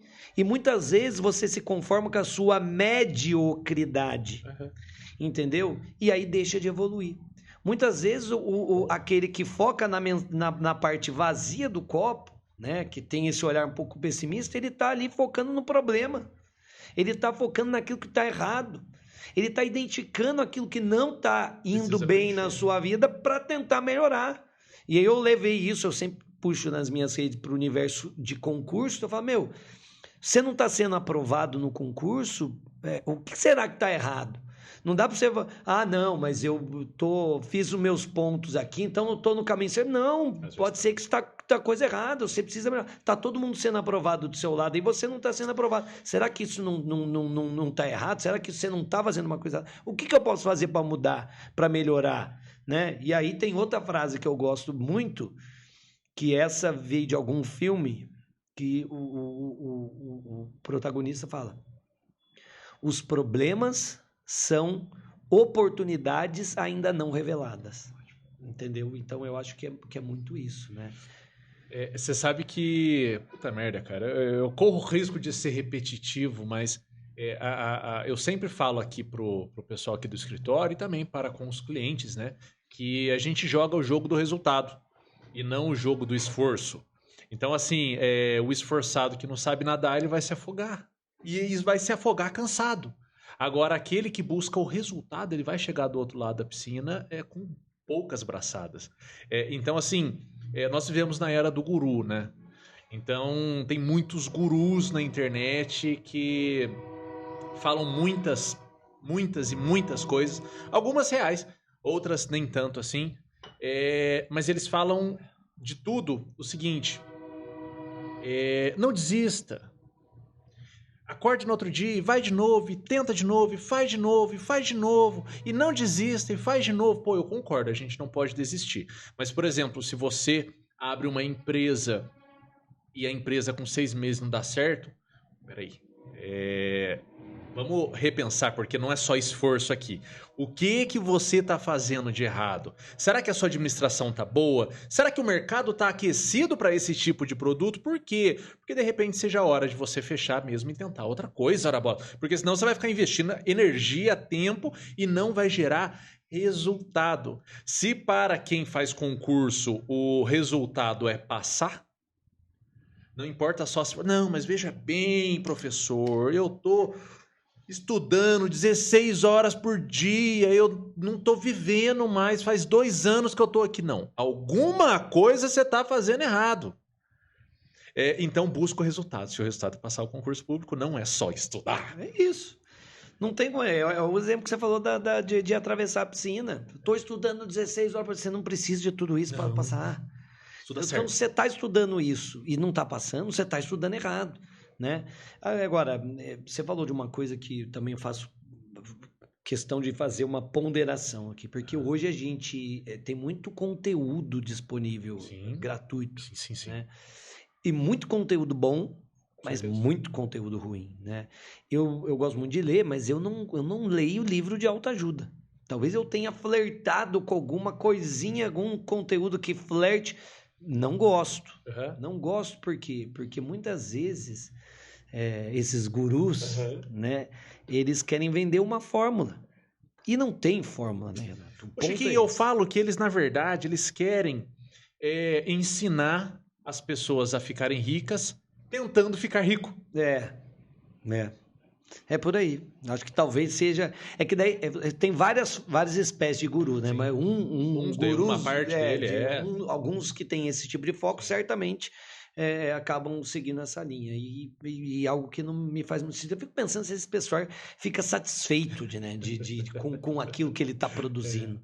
Né? Ou se ele simplesmente se reconhece como um puro e simples estelionatário, né? Que na verdade só está vendendo fumaça ali, mas que não vai agregar muito para os charlatões, né? Aí, sem dúvida nenhuma. E isso é uma coisa que eu sempre prezo muito para nunca vender uma fumaça. Nunca. Meu comprometimento. Eu tenho certeza, Chico. Só por essa horinha a gente conversando aqui, eu já tô percebendo isso. Você falou uma coisa que chamou demais a minha atenção, cara. Rotina. Eu acho que a rotina, ela é muito mal interpretada. Eu acredito em rotina. Eu acho que a rotina tem uma força absurda. E nesses últimos 3 meses que a gente viveu aí com muito feriado no meio da semana, com jogo, eu saía da rotina, eu chegava aqui no escritório, eu chegava em casa e falava, nossa, eu quero minha rotina de volta. Cadê minha rotina? Não tô aguentando mais. Porque ter rotina é diferente de ter uma vida monótona. Isso. Ter rotina é fazer a mesma coisa, de repente, de formas diferentes. Ter uma monotonia é fazer as mesmas coisas da mesma forma, sempre tudo igual. Que é diferente. Por isso que a gente malha cada dia um grupo muscular. Exato. E eu acho que a gente volta de novo naquilo. Se você gosta da sua rotina, você não gosta da sua rotina. Você gosta daquilo que você faz, você não gosta daquilo que você faz. Eu, de fato, Renato, eu saio de férias. Depois de um certo período, eu nunca tiro mais de 15 dias. Porque depois desse período, porque daí eu sempre acabo conseguindo viajar uma semana, 10 dias, 12 no máximo. Então, assim, e quando você tá viajando, você realmente sai, é uma ruptura. Você quer outra coisa, você quer sair da rotina, você quer viver diferentemente. Agora, passando esse período, as férias me cansam. Eu toda vez que eu vou viajar de férias, mesmo viajando, eu falo, nossa, é bom voltar para casa. E como é bom pensar assim, né? Porque você fala, meu, se a gente tá aqui, às vezes, porque para mim, isso é outra coisa que eu tenho muito vinculado a mim, investir em viagem. E eu gosto de falar investir porque é um investimento. Entendeu? Você investir naquilo que te dá satisfação, te dá prazer, jamais pode ser visto como gasto. Tá? É um investimento. A terapia é um investimento, exercício físico é investimento, livros, cursos são investimentos, porque são coisas que vão te fazer bem. E viajar, para mim, é um puta de um investimento. Então, às vezes eu olho para trás e falo, meu, poderia estar com muito mais coisa se eu não tivesse gastado tanto com entretenimento, que eu digo, porque eu gosto de restaurantes, eu sou meio boêmio, né? A gente tava falando ainda onde você tava lá no Larena, em Lorena, que é uma arena da minha esposa, e é um lugar que eu gosto muito de estar, por exemplo, né? Então, a hora que você tá num lugar e é muito legal, para mim é isso que me dá força para seguir a minha rotina e seguir produzindo e seguir tentando melhorar. A viagem para mim, uma vez eu fui viajar para um lugar especial aí com um casal de amigos, o meu amigo falou para mim, porra, você vem num lugar desse aqui, você volta, você quer ficar trabalhando assim, até a mão sangrar. Porque você voltar num lugar desse, entendeu? Então, porque é muito legal. Então, as viagens, para mim, elas são um investimento muito valioso. Mas, como eu estava dizendo, chega um momento que eu falo, agora eu quero voltar para minha rotina, porque é legal voltar, eu sinto falta do meu trabalho. Às vezes, eu começo a me sentir improdutivo, Renato. Pô, não tô lendo, não tô fazendo nada, eu sou um cara improdutivo. Então, é legal por um período, e faz bem por um período. Mas chega uma hora que você quer voltar. E o mais legal é saber que a gente gosta quando a gente volta à rotina. Você que é pegada a frase, a filme, você falando aí, eu lembrei do Mágico de Oz, do Dorothy fala, não há nada, não há lugar melhor do que o nosso lar. Pô. E ela quer voltar para casa dela. Eu adoro o meu quarto. Meu quarto é uma coisa que eu falo, vira e mexe quando eu tô cansado, eu quero o meu quarto. Posso estar no melhor quarto de hotel, eu falo, eu quero o meu quarto, eu gosto do meu quarto. É legal tá ali. Acordar, vejo a minha segunda mãe, já vem com o cafezinho para mim ali, maravilhoso. Eu vou te falar duas coisas. Tem um livro que é o primeiro, como que a gente muda, né? Como a gente transforma, como a gente cria uma ideia numa pessoa e a gente nem sabe, né? Não sei, eu acho que em 2020, no final de ano de 2020, eu acho que foi 2020 mesmo. Nós estávamos tomando uma cerveja na Luciana, perto da virada do ano, que a gente ficou até mais tarde, estava tendo, não me lembro qual era o evento lá que estava tendo, eu sei que a gente ficou tomando uma cerveja lá, e você falou para mim de um livro, você se lembra disso? Mas você mudou. A gente conversando justamente sobre livro, você falou sobre essa questão de autoajuda, que não gosta muito, coisa e tal, e você falou para mim um livro, Técnicas de Persuasão do FBI. E esse livro, ele despertou muito. Você leu? Tá ali, ó. Ele é muito bom. Ele é muito bom. Persuasão do FBI. Ele é muito bom. Esse livro. Ele é muito bom. E o segundo livro que eu ia falar é O Poder do Hábito. Que é um livro amarelinho, sensacional. E ele fala... Nenhum é autoajuda, hein, Renato? Nenhum é autoajuda. Fique claro. Nenhum, porque às vezes pode parecer... O do FBI, o manual de persuasão do FBI... também não é um livro para quem tá... Porque daí o delegado falando não tem nada a ver, é um livro que todo mundo deve ler. Eu fiz as experiências. Todo empreendedor deve ler. Um livro muito bom mesmo. E o Poder do Hábito é outro. O Poder do Hábito, ele fala fala duas coisas que mudaram também aí a minha forma de encarar a rotina e de construir. Esse ano foi um ano de ruptura para mim, Chiquinho. Eu mudei muita coisa na minha vida, cara. Muita coisa. Começar pelo cabelo. E realmente foi para mim um evento raspar a cabeça, porque eu queria isso. Eu queria entrar em 2022 de uma forma diferente. Eu queria sentir essa atmosfera nova. Eu queria transformar uma atmosfera do meu lado. E raspar a cabeça foi essa forma que eu fiz de encarar esse novo mundo. E lá nesse livro ele fala duas coisas. Primeiro ele fala de hábitos angulares. Ele fala, crie hábitos angulares, que são aqueles hábitos pequenininhos. Inclusive, quando eu faço, nós temos uma palestra, uma lâmina de uma palestra, e quando eu faço essa palestra, eu chamo o pessoal e falo assim, olha, hábitos angulares. Quem aqui quer malhar e não tem tempo e não consegue? Aí meia dúzia levanta a mão e fala assim, pô, vem aqui. Aí a gente faz uma meia dúzia de polichinelos ali. Eu falo, pô, comece com hábitos angulares. Você malhou seu primeiro dia malhando. Amanhã faça 10. E depois 12. E depois vai crescendo hábitos angulares para criar hábitos maiores. E a segunda coisa, ele fala assim, pega o que é mau hábito e dificulte. Dificulte o seu mau hábito. E transforme um bom hábito numa coisa mais fácil.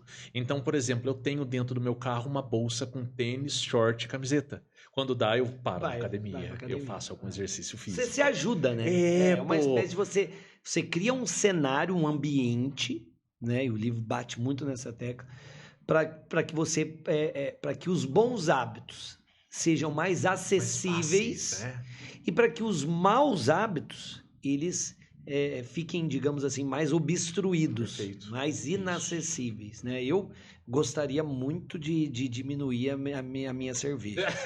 Diminuir.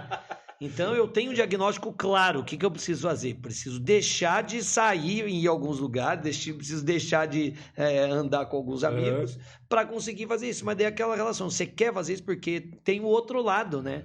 Que também faz bem, né? O lado do entretenimento, de você relaxar. Eu sempre falo isso para os meus alunos, porque o concurseiro, ele vem com aquele negócio, nossa, eu tenho que estudar 16 horas, 12, tem horas líquidas, né? A gente fala, não, 12 horas líquidas, nossa, tá estudando 12 horas, então eu tô mal porque eu não tô estudando 12 horas líquidas, coisa e tal.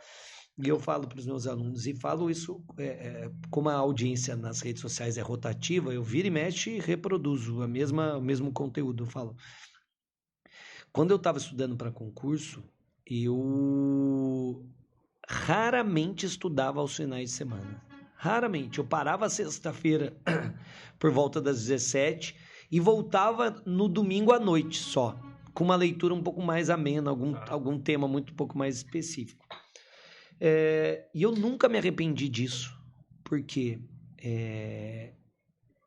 a tranquilidade do final de semana, as coisas boas do final de semana, o relaxamento do final de semana, fazer também algo que te traga leveza, né, paz, te entretenha de outras formas, isso te ajuda a manter a rotina, entendeu? Então você tem que saber dar uma pausa para poder continuar seguindo, porque é o que eu falo. A aprovação não é uma corrida de velocidade, é uma corrida de resistência. Você dá um gás nos seus estudos e aí você tem uma estafa, porra, você vai desistir, você vai parar, você não vai ser aprovado. Agora, se você persistir pacientemente, com resiliência, você vai ser aprovado, porque só não passa quem desiste. Chiquinho, olha que máximo isso, cara. Eu descobri uma situação, rapaz, que a gente quer sempre dar o nosso melhor, né?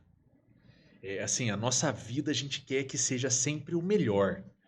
Aí tem aquela eu esqueci agora de quem é, mas que fala do 80-20, né? Que 20% da sua produção deriva-se de 80% do seu tempo. E 80% da sua produção é 20% do seu tempo. Então veja que em 20% você produz 80% dos seus resultados. Então a gente quer dar sempre o máximo, mas não é possível dar sempre o máximo. Então o que você tem que fazer? Elevar a sua velocidade de cruzeiro.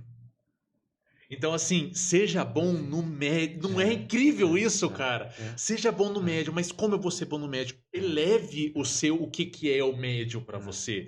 Então, se é 110, pô, vai para 120, irmão. No cruzeiro ali, ó. Você não precisa forçar o motor. Aí depois, se tiver fácil no 120, vai para 130. Exato. Então, seja mais rápido no médio, cara. Isso daí faz uma diferença absurda, cara. Muda a vida. Muda a vida. Rapaz, eu notei aqui, você falou várias vezes de Deus. O que é Deus pra você? Essa é uma pergunta... Esses dias até vi um vídeo, né? Porque é uma pergunta meio que rotineira, até em podcast. E aí, eu não lembro quem que era alguma influencer, foi péssima, né? O que ela falou? Ela, não lembro quem que era, alguém famoso. E a menina, alguém perguntou o que é Deus pra ela, ela ficou... pensando, e daí soltou alguma coisa rasa, né? E aí depois falou, e o rede social? Rede social é minha vida. Daí na hora ela já abriu um sorrisão assim, respondeu assim, eu não sou muito de perguntar, eu acho que nós gravamos uns 17, 18 episódios, não tenho certeza, mas eu acho que é a terceira ou quarta vez que eu pergunto, porque você falou mais de uma vez, aliás, salvo o máximo engano aqui, eu acho que você falou 5 vezes de Deus, de religião. Então me instigou. E foi engraçado porque você vê de novo algo que eu pensei recentemente, né? Engraçado até essa conexão, porque quando eu vi essa resposta dessa influência aí, eu achei muito ruim, eu fiquei pensando, o que eu responderia? Né, se me perguntasse, daí vem você e pergunta. Eu não levei a fundo essa essa reflexão, mas assim, eu tô num momento, por exemplo, que eu e de novo hoje eu ainda pensei isso, de novo eu tô me sentindo um pouco distante, meio devedor. E isso tem me feito falta. O filho tá saindo da casa, o filho tá um pouco longe do displicente do pai. Eu tô precisando me aproximar mais do jeito que eu sempre fui, né? Hoje em dia eu não sou eu fui criado aqui atrás da Basílica, então foi toda a catedral aqui é a minha infância, fiz primeira comunhão, fiz tudo aqui, então ia nas missas toda. Minha mãe é muito religiosa, mas eu também não gosto de ficar distante. Eu tenho uma tinha, né? Era uma correntinha muito antiga que a minha avó me deu. E nela eu tenho uma cruz e uma imagem de Nossa Senhora desde o meu batizado, Renato. Então, assim, é algo... Óbvio que a corrente não é a mesma, mas mesmo assim a corrente é muito antiga. E aí ela se rompeu. Entendi. Daí ela se rompeu, eu consertei 2 vezes e ela se rompeu de novo. Daí eu falei, dá mais. Ela realmente não dá, preciso comprar outra. E tem me feito muita falta ela. Porque é a minha conexão. Então, vira e mexe, quando eu penso em Deus, eu procuro ela e eu tô sempre, falei, preciso comprar uma corrente. Deixa eu te tranquilizar aqui, sabe por quê? Porque você disse que não tá visitando muito o pai. Só que nessa 1 hora, bicho, você falou dele várias vezes. Então, embora você de repente não esteja lá, ele tá aí dentro ainda. E fez aqui fundamento em várias coisas que você foi falar. Eu vi essa essência. Então, vá visitar ele, mas fique tranquilo que ele tá aí, cara. Eu vi, eu consegui sentir isso. Legal, aqui. Renato, obrigado. Gostei. É uma boa maneira de ver isso, mas é aquela história. Eu também não quero me confortar com isso. Eu preciso realmente estar mais próximo, porque eu acho que Deus é muito da nossa essência, né? Para mim é muito... Transbordou isso aqui. É muito a essência nossa. Ele é difícil definir o que é, porque ele acaba estando em tudo, né? Eu penso em Deus, penso em pai e mãe, penso em irmã, penso nos amigos, penso no meu trabalho, penso na minha vida, penso em mim, penso nas coisas que deram certo para mim, penso em valores, penso como eu estou ruim, que eu preciso melhorar, entendeu? E ao mesmo tempo também representa a paz, também representa a esperança. Então é difícil falar, né? Colocar efetivamente uma definição, mas eu acho que por isso que eu até fiquei feliz com o que você falou, porque eu acho que o mais importante é isso aí, ele reverberar na sua vida, né? Você conseguir fazer isso, eu acho que é o sentido. Chiquinho, eu tô construindo uma resposta aqui, depois de tudo que a gente conversou, mas eu quero ouvir da sua boca, cara. Por que hoje você faz tudo isso que você faz, cara? Cara, difícil dizer também, né?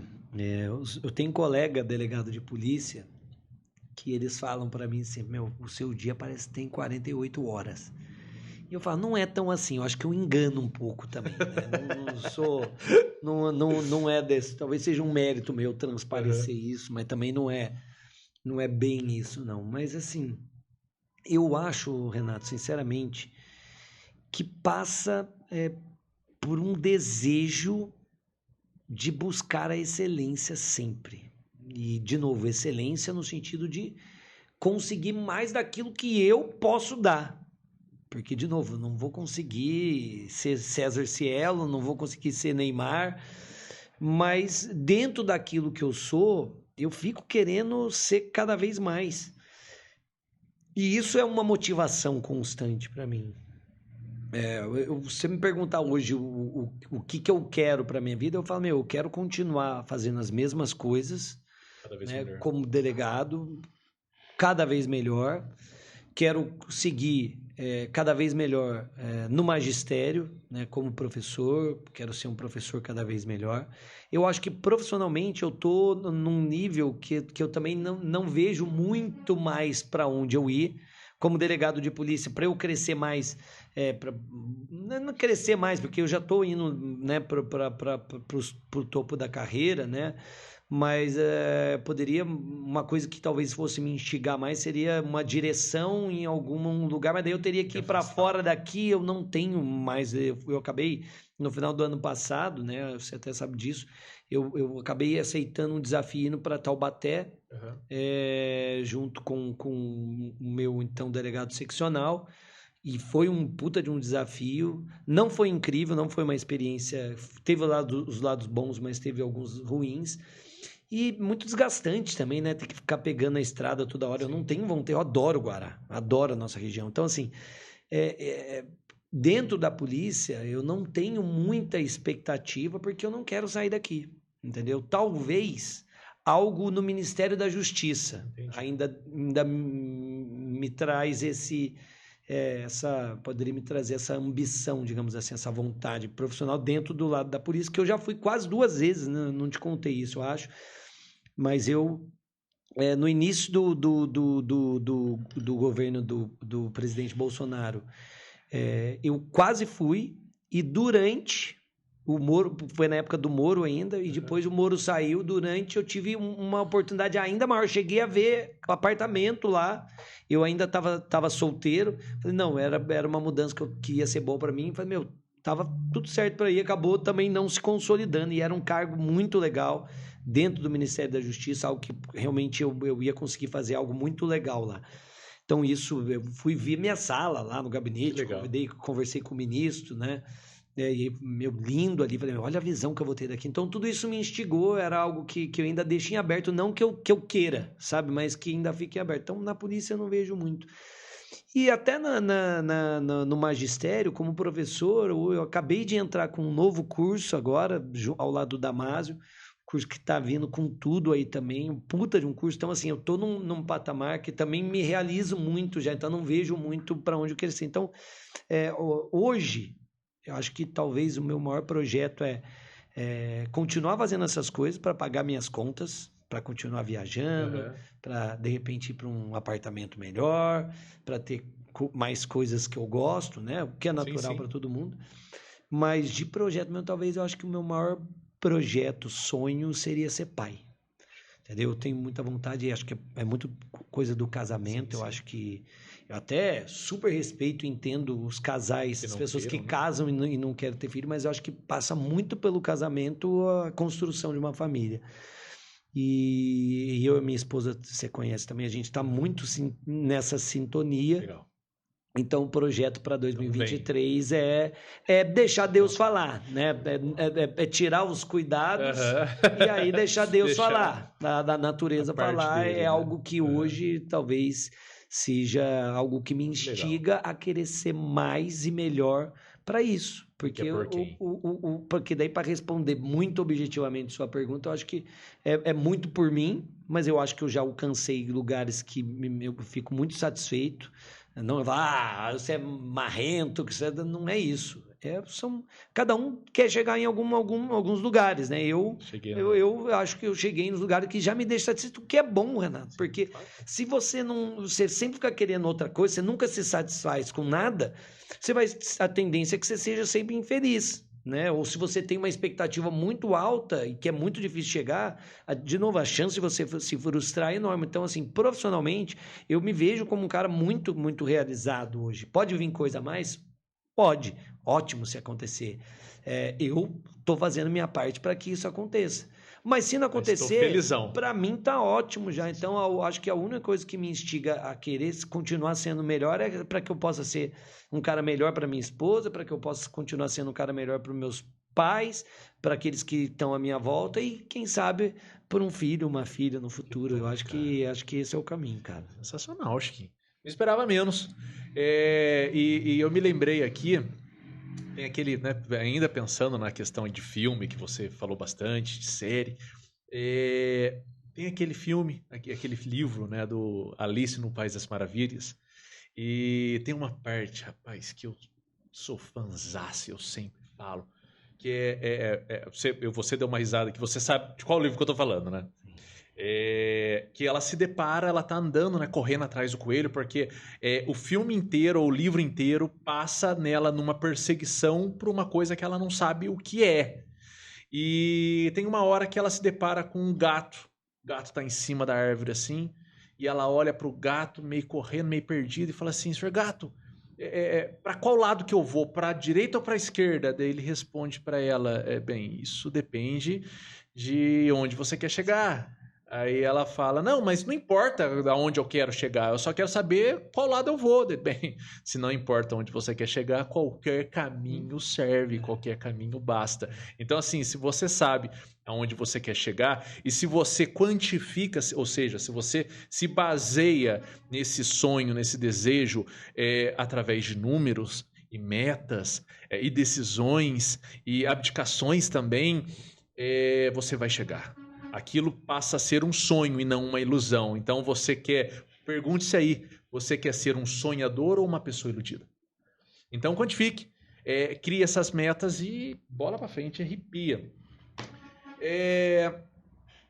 Cara, você super estudado, você letrado, você doutrinador, hoje você ensina, um dia você aprendeu, embora hoje você continue aprendendo, você também ensina. Mas eu tenho uma pergunta que eu sempre faço aqui e eu preciso saber de você, cara. O que a vida te ensinou que esse estudo todo seu aí não te ensinou, cara? De novo profundo, né? Eu acho que no papo que a gente bateu aqui, e muito bom, viu, Renato? Muito legal o papo. É muito legal a gente... E como flui, né? Como flui. Rapaz, tinha muita coisa pra eu falar aqui, a gente nem adentrou. A gente combina outros dias aí também. Sim, vamos fazer. É muito gostoso. Eu gosto de... Porque assim, até nem falar tanto só da gente, mas de promover reflexões e às vezes reflexões pegando a nossa vida, as nossas experiências. Insights, né? Insights. Então é muito legal, eu vivo dando entrevistas aí, né? Então, e eu sempre me divirto, porque é legal poder, quando o papo é bom. E aí, quem sabe, na próxima a gente já vai combinar. Já combinei pra ele que não tem, em vez de água aqui, vai ter que ser uma cervejinha, a gente vai combinar. A partir de quarta, a gente grava numa segunda, a partir de quarta eu já tô autorizado para beber.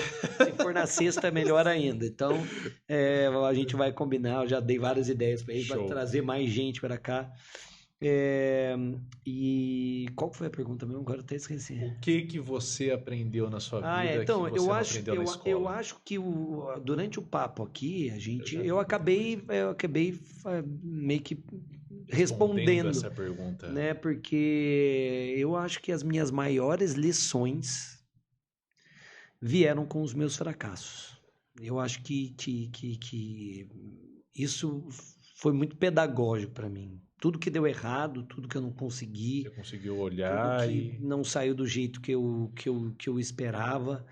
Eu tive, para mim, na verdade, as maiores lições vieram de berço, né? Para mim é pai e mãe. Isso aí foi fora da escola, fora dos livros. Então, eu sou muito daquilo que os meus pais me passaram. E aí, para além deles, as pessoas que sempre me cercaram, né? Eu tive grandes amigos que me ensinaram muito a vida toda. Outra frase que eu gosto muito, que é: prefiro os que me criticam porque me corrigem aos que me bajulam porque me corrompem. Então, não é todo mundo que lida bem com crítica, e são poucas as pessoas que gostam, que ficam à vontade para criticar também, né? Ou às vezes para aconselhar. E o conselho, ele é bíblico, né? Ele tem uma coisa bíblica mesmo, de Deus. O conselho é algo que deve ser sempre instigado nas pessoas. Muitas vezes a gente fica desconfortável de dar conselho, não fica muito à vontade para aconselhar e para criticar mais ainda, mas eu sempre vejo isso com muito bons olhos. Eu talvez não aconselhe qualquer pessoa, porque muitas vezes me sinto à vontade para fazer isso. Para criticar é mais delicado ainda. Sim. Mas o mínimo de abertura que eu tenho, Renato, eu me posiciono. Entendeu? Óbvio que aí vai sempre depender da proximidade que você tem com as pessoas, mas os meus amigos ao longo da vida me ensinaram muito né? E eu não estou nem falando de professores, porque professores também ensinaram para muito além daquilo que eles lecionavam também, né? Então, aprendi muito com tudo isso. Mas as críticas de quem cresceu comigo, de quem convive e conviveu comigo, né, sempre me foram muito caras também, no sentido de você valorizar. É algo que eu sempre valorizei, porque eu acho que essa frase que também aprendi com o papai, que os críticos te corrigem, é algo que a gente precisa sempre saber levar, saber absorver, porque tem esse sentido ruim de crítica, né? Mas as críticas, elas muitas vezes são positivas, né? As críticas te fazem poder melhorar. Sim. Então, a gente tem que saber absorver tudo isso aí. Eu acho que eu sempre busquei aprender e refletir. Não acato tudo, e eu acho que isso é importante. Para quem eu tenho proximidade, eu faço uma observação, faço uma crítica, falo, veja o que te serve. Absorva o que para você fizer sentido, e o que não fizer você descarta, porque eu não posso não ter razão em tudo aquilo que eu estou falando. Você é a melhor pessoa para saber se isso tem sentido ou não, mas reflita. E eu sempre refleti, acho que aprendi muito, né, com críticas de pessoas próximas, e aquela história, né? Dizem que você é a média das pessoas que te cercam, né? Daí alguns até numeram das 5 pessoas que te cercam e tal. Eu não acho ousadia dizer isso. Afortunados são aqueles que têm mais do que 5 pessoas próximas e pra te fazer uma média, né? E que possam te acrescentar. O problema, o foda é quando você tá ao lado de pessoas fracas, né? Porque aí você vai se enfraquecer naturalmente. Você está cercado de boas pessoas, acaba te engrandecendo. Quando eu me separei, sofri muito com isso, porque meus amigos todos casados, eu tive que construir novos laços de amizade, e num primeiro momento eu me via num meio que eu falei, meu, só tem gente aqui que não é a minha cara, não é o meu perfil, tô meio mal de amigo, tanto que comecei a sair muito daqui, mas aos poucos você vai construindo novas amizades, também as coisas vão acontecendo, mas eu senti muito isso, então o meio é muito importante, né? Eu acho legal você estar cercado de boas pessoas e pessoas que acrescentem na sua vida. Você falou aí dos erros, né? Que é um insight que eu sempre uso. É que uma criança ela só aprende a andar de bicicleta ralando o joelho, né? Não tem jeito da criança aprender. Se existe uma exceção aí, eu nunca mesmo, vi. Né? Você anda e cai. Pô, anda e cai. Então não tem como, você tem que errar mesmo para você aprender. A vida, como diz o Wendel Carvalho, a vida é um saco de acúmulo de merdas, porque você precisa fazer muita merda, você precisa errar muito para você conseguir melhorar e aprender. Chiquinho, se você pudesse dar um conselho hoje aqui, então, para o pessoal que quer aí passar em um concurso, que quer estudar e seguir alguma carreira aí com um funcionário público, ou como delegado, ou qualquer outro, o que você falaria? Na minha área, eu achei que se fosse fazer uma pergunta mais assim genérica, né? Você dá um conselho para quem quer seguir alguma coisa. Eu não tenho tanto esse perfil motivacional, né? Pensando em resultado mesmo. Mas assim, para a parte de concurso, daí uma coisa daí já é mais a minha praia, porque, perdão, é algo muito objetivo também, né? No sentido de que, primeiro, ninguém passa em concurso sem estudar. Então, assim, essa é uma regra básica do concurseiro. Infelizmente ou felizmente, é muito difícil. A concorrência é muito qualificada, cada vez mais. As provas são muito difíceis, várias fases. A própria prova da OAB é uma prova hoje super difícil, então muita gente demora tempos e tempos para ser aprovado na OAB, né? Agora, quanto mais um concurso público. Então... Eu perguntei, você não chegou nem a advogar, né, Chiquinho? Muito pouco. Você chegou a advogar, então. Deu uma engasgada aqui agora. Eu Advoguei um pouco durante a minha preparação. É a cerveja que tá faltando, né? Você falou! Você falou! É que eu falei demais, tem que ter uma cervejinha, Renato. Você falou. Mas era segunda-feira, a gente não podia. Você já falou e já se policiou. O professor, ele tem como instrumento a voz. E eu tento cuidar da minha. Porque eu uso ela muito, né? E a gente já tá falando um bom tempo aqui, é natural. Quando eu dou muita aula, eu fico, não, eu tô me entretendo. Prolongamos aqui, rapaz. Tô me divertindo. E é legal, né? Dizem, de novo, citando os gregos, felicidade é um instante que você não quer que termine. Show. Né? Então, rapaz, se é assim, é sinal que estamos felizes aqui.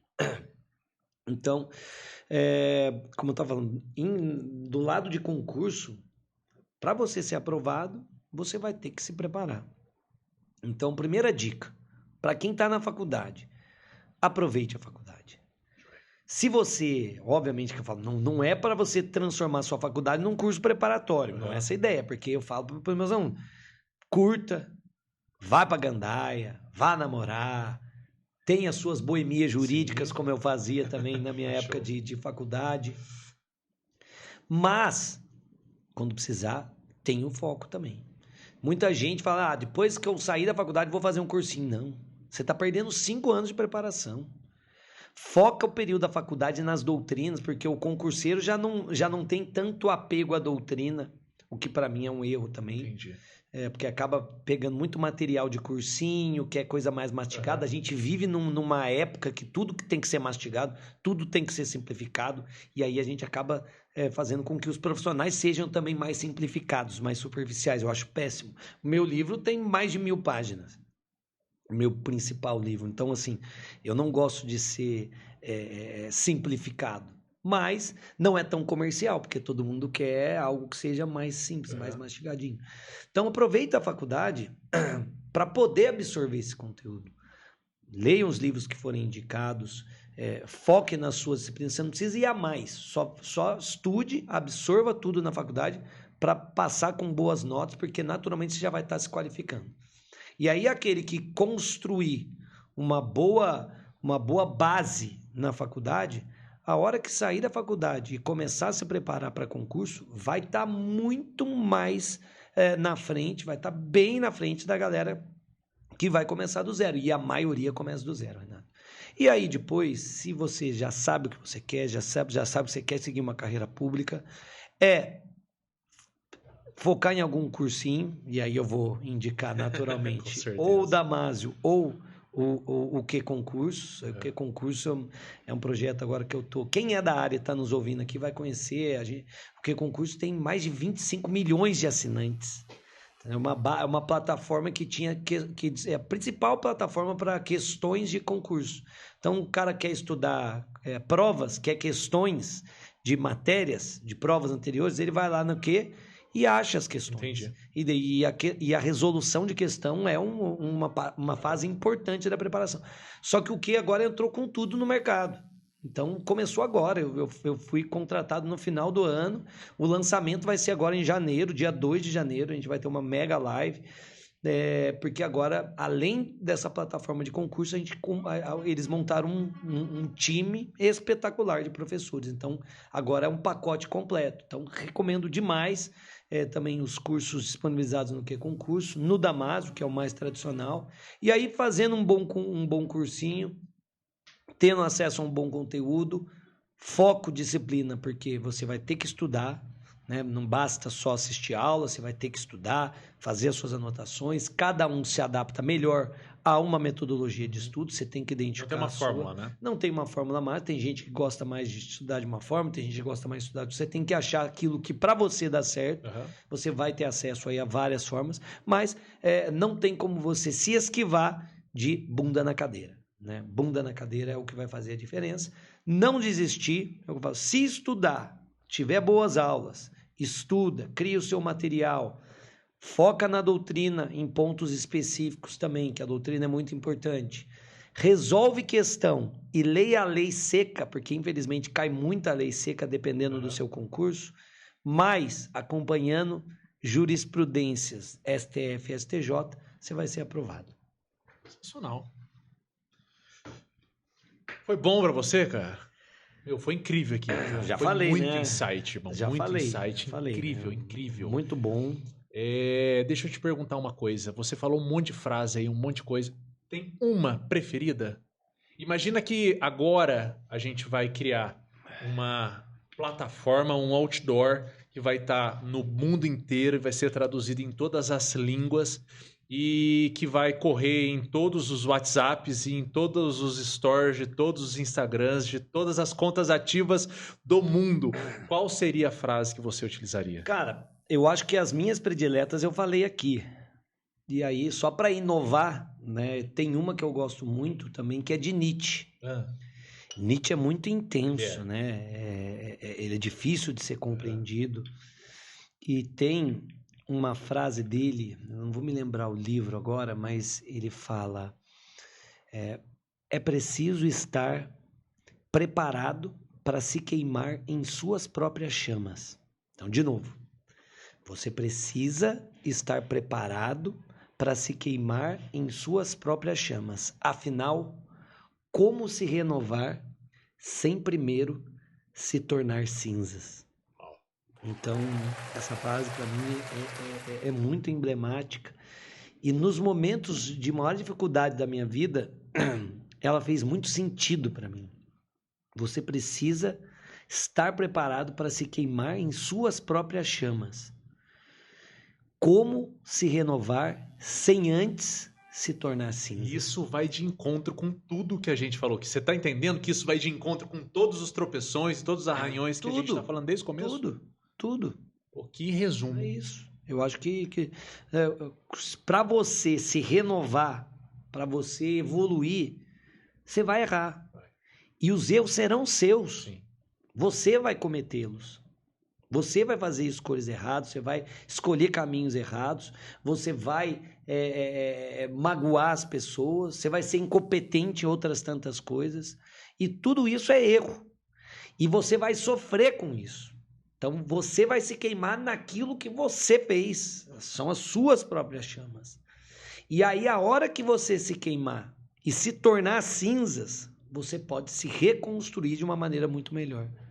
Eu acho que essa frase dele é uma... Eu falei tantas aqui, mas essa é uma das minhas. Você falou uma coisa de excelência, eu não peguei na hora, depois eu fui anotar aqui, eu criei uma frase, não sei se é isso mesmo que você disse, mas excelência é transbordar o seu ser. A essência é essa, né? É você conseguir passar para um estágio superior do seu próprio ser, daquilo que você é.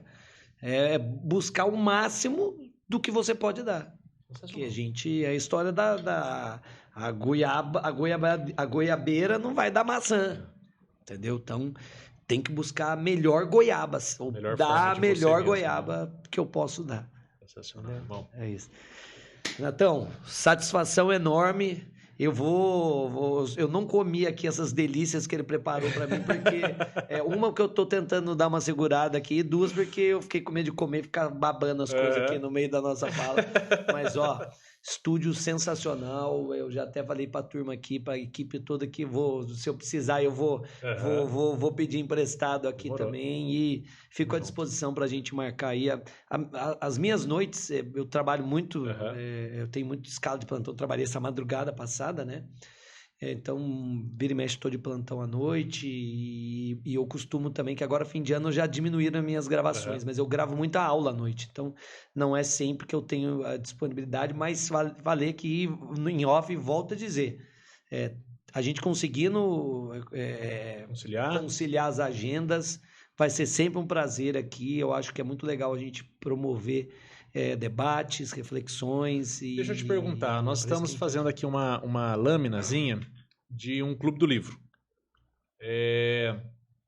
E a gente poderia debater sobre o manual de persuasão lá do FBI. O que você acha?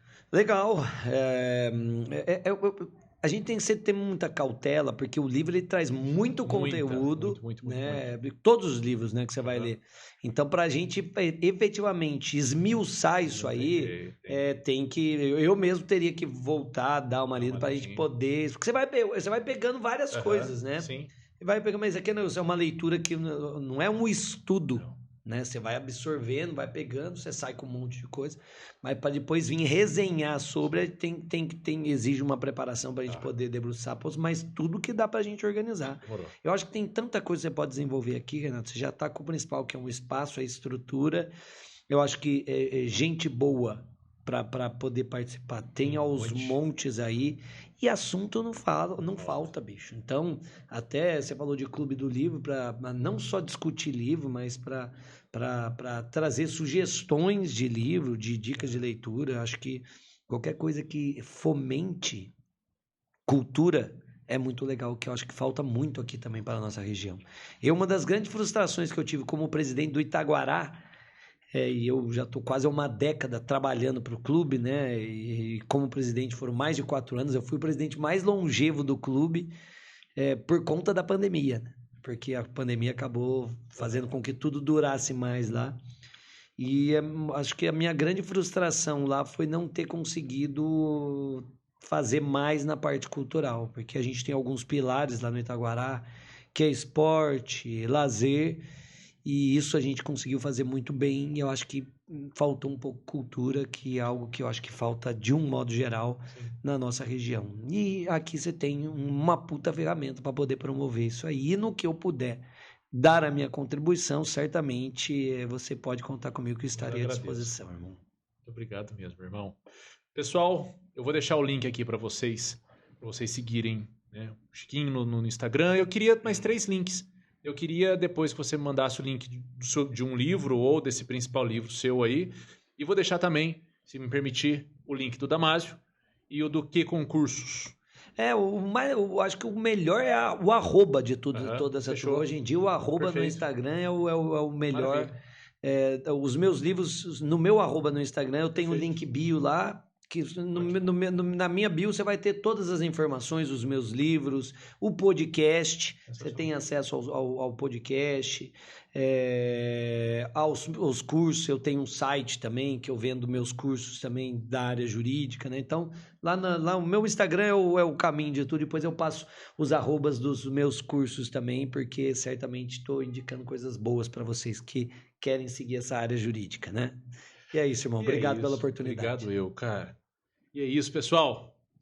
É aqui, mais uma vez, Renato Naldi, gravando outro episódio incrível no podcast do Change Network. E você que seguiu até aqui e não se inscreveu, vou pedir para que você se inscreva no canal, porque semanalmente a gente disponibiliza conteúdos como este. E não deixe de compartilhar o vídeo e de deixar alguns comentários aqui para que a gente possa ser cada vez mais assertivo. E pela paciência e pela preferência, eu agradeço a todos vocês. Até a próxima.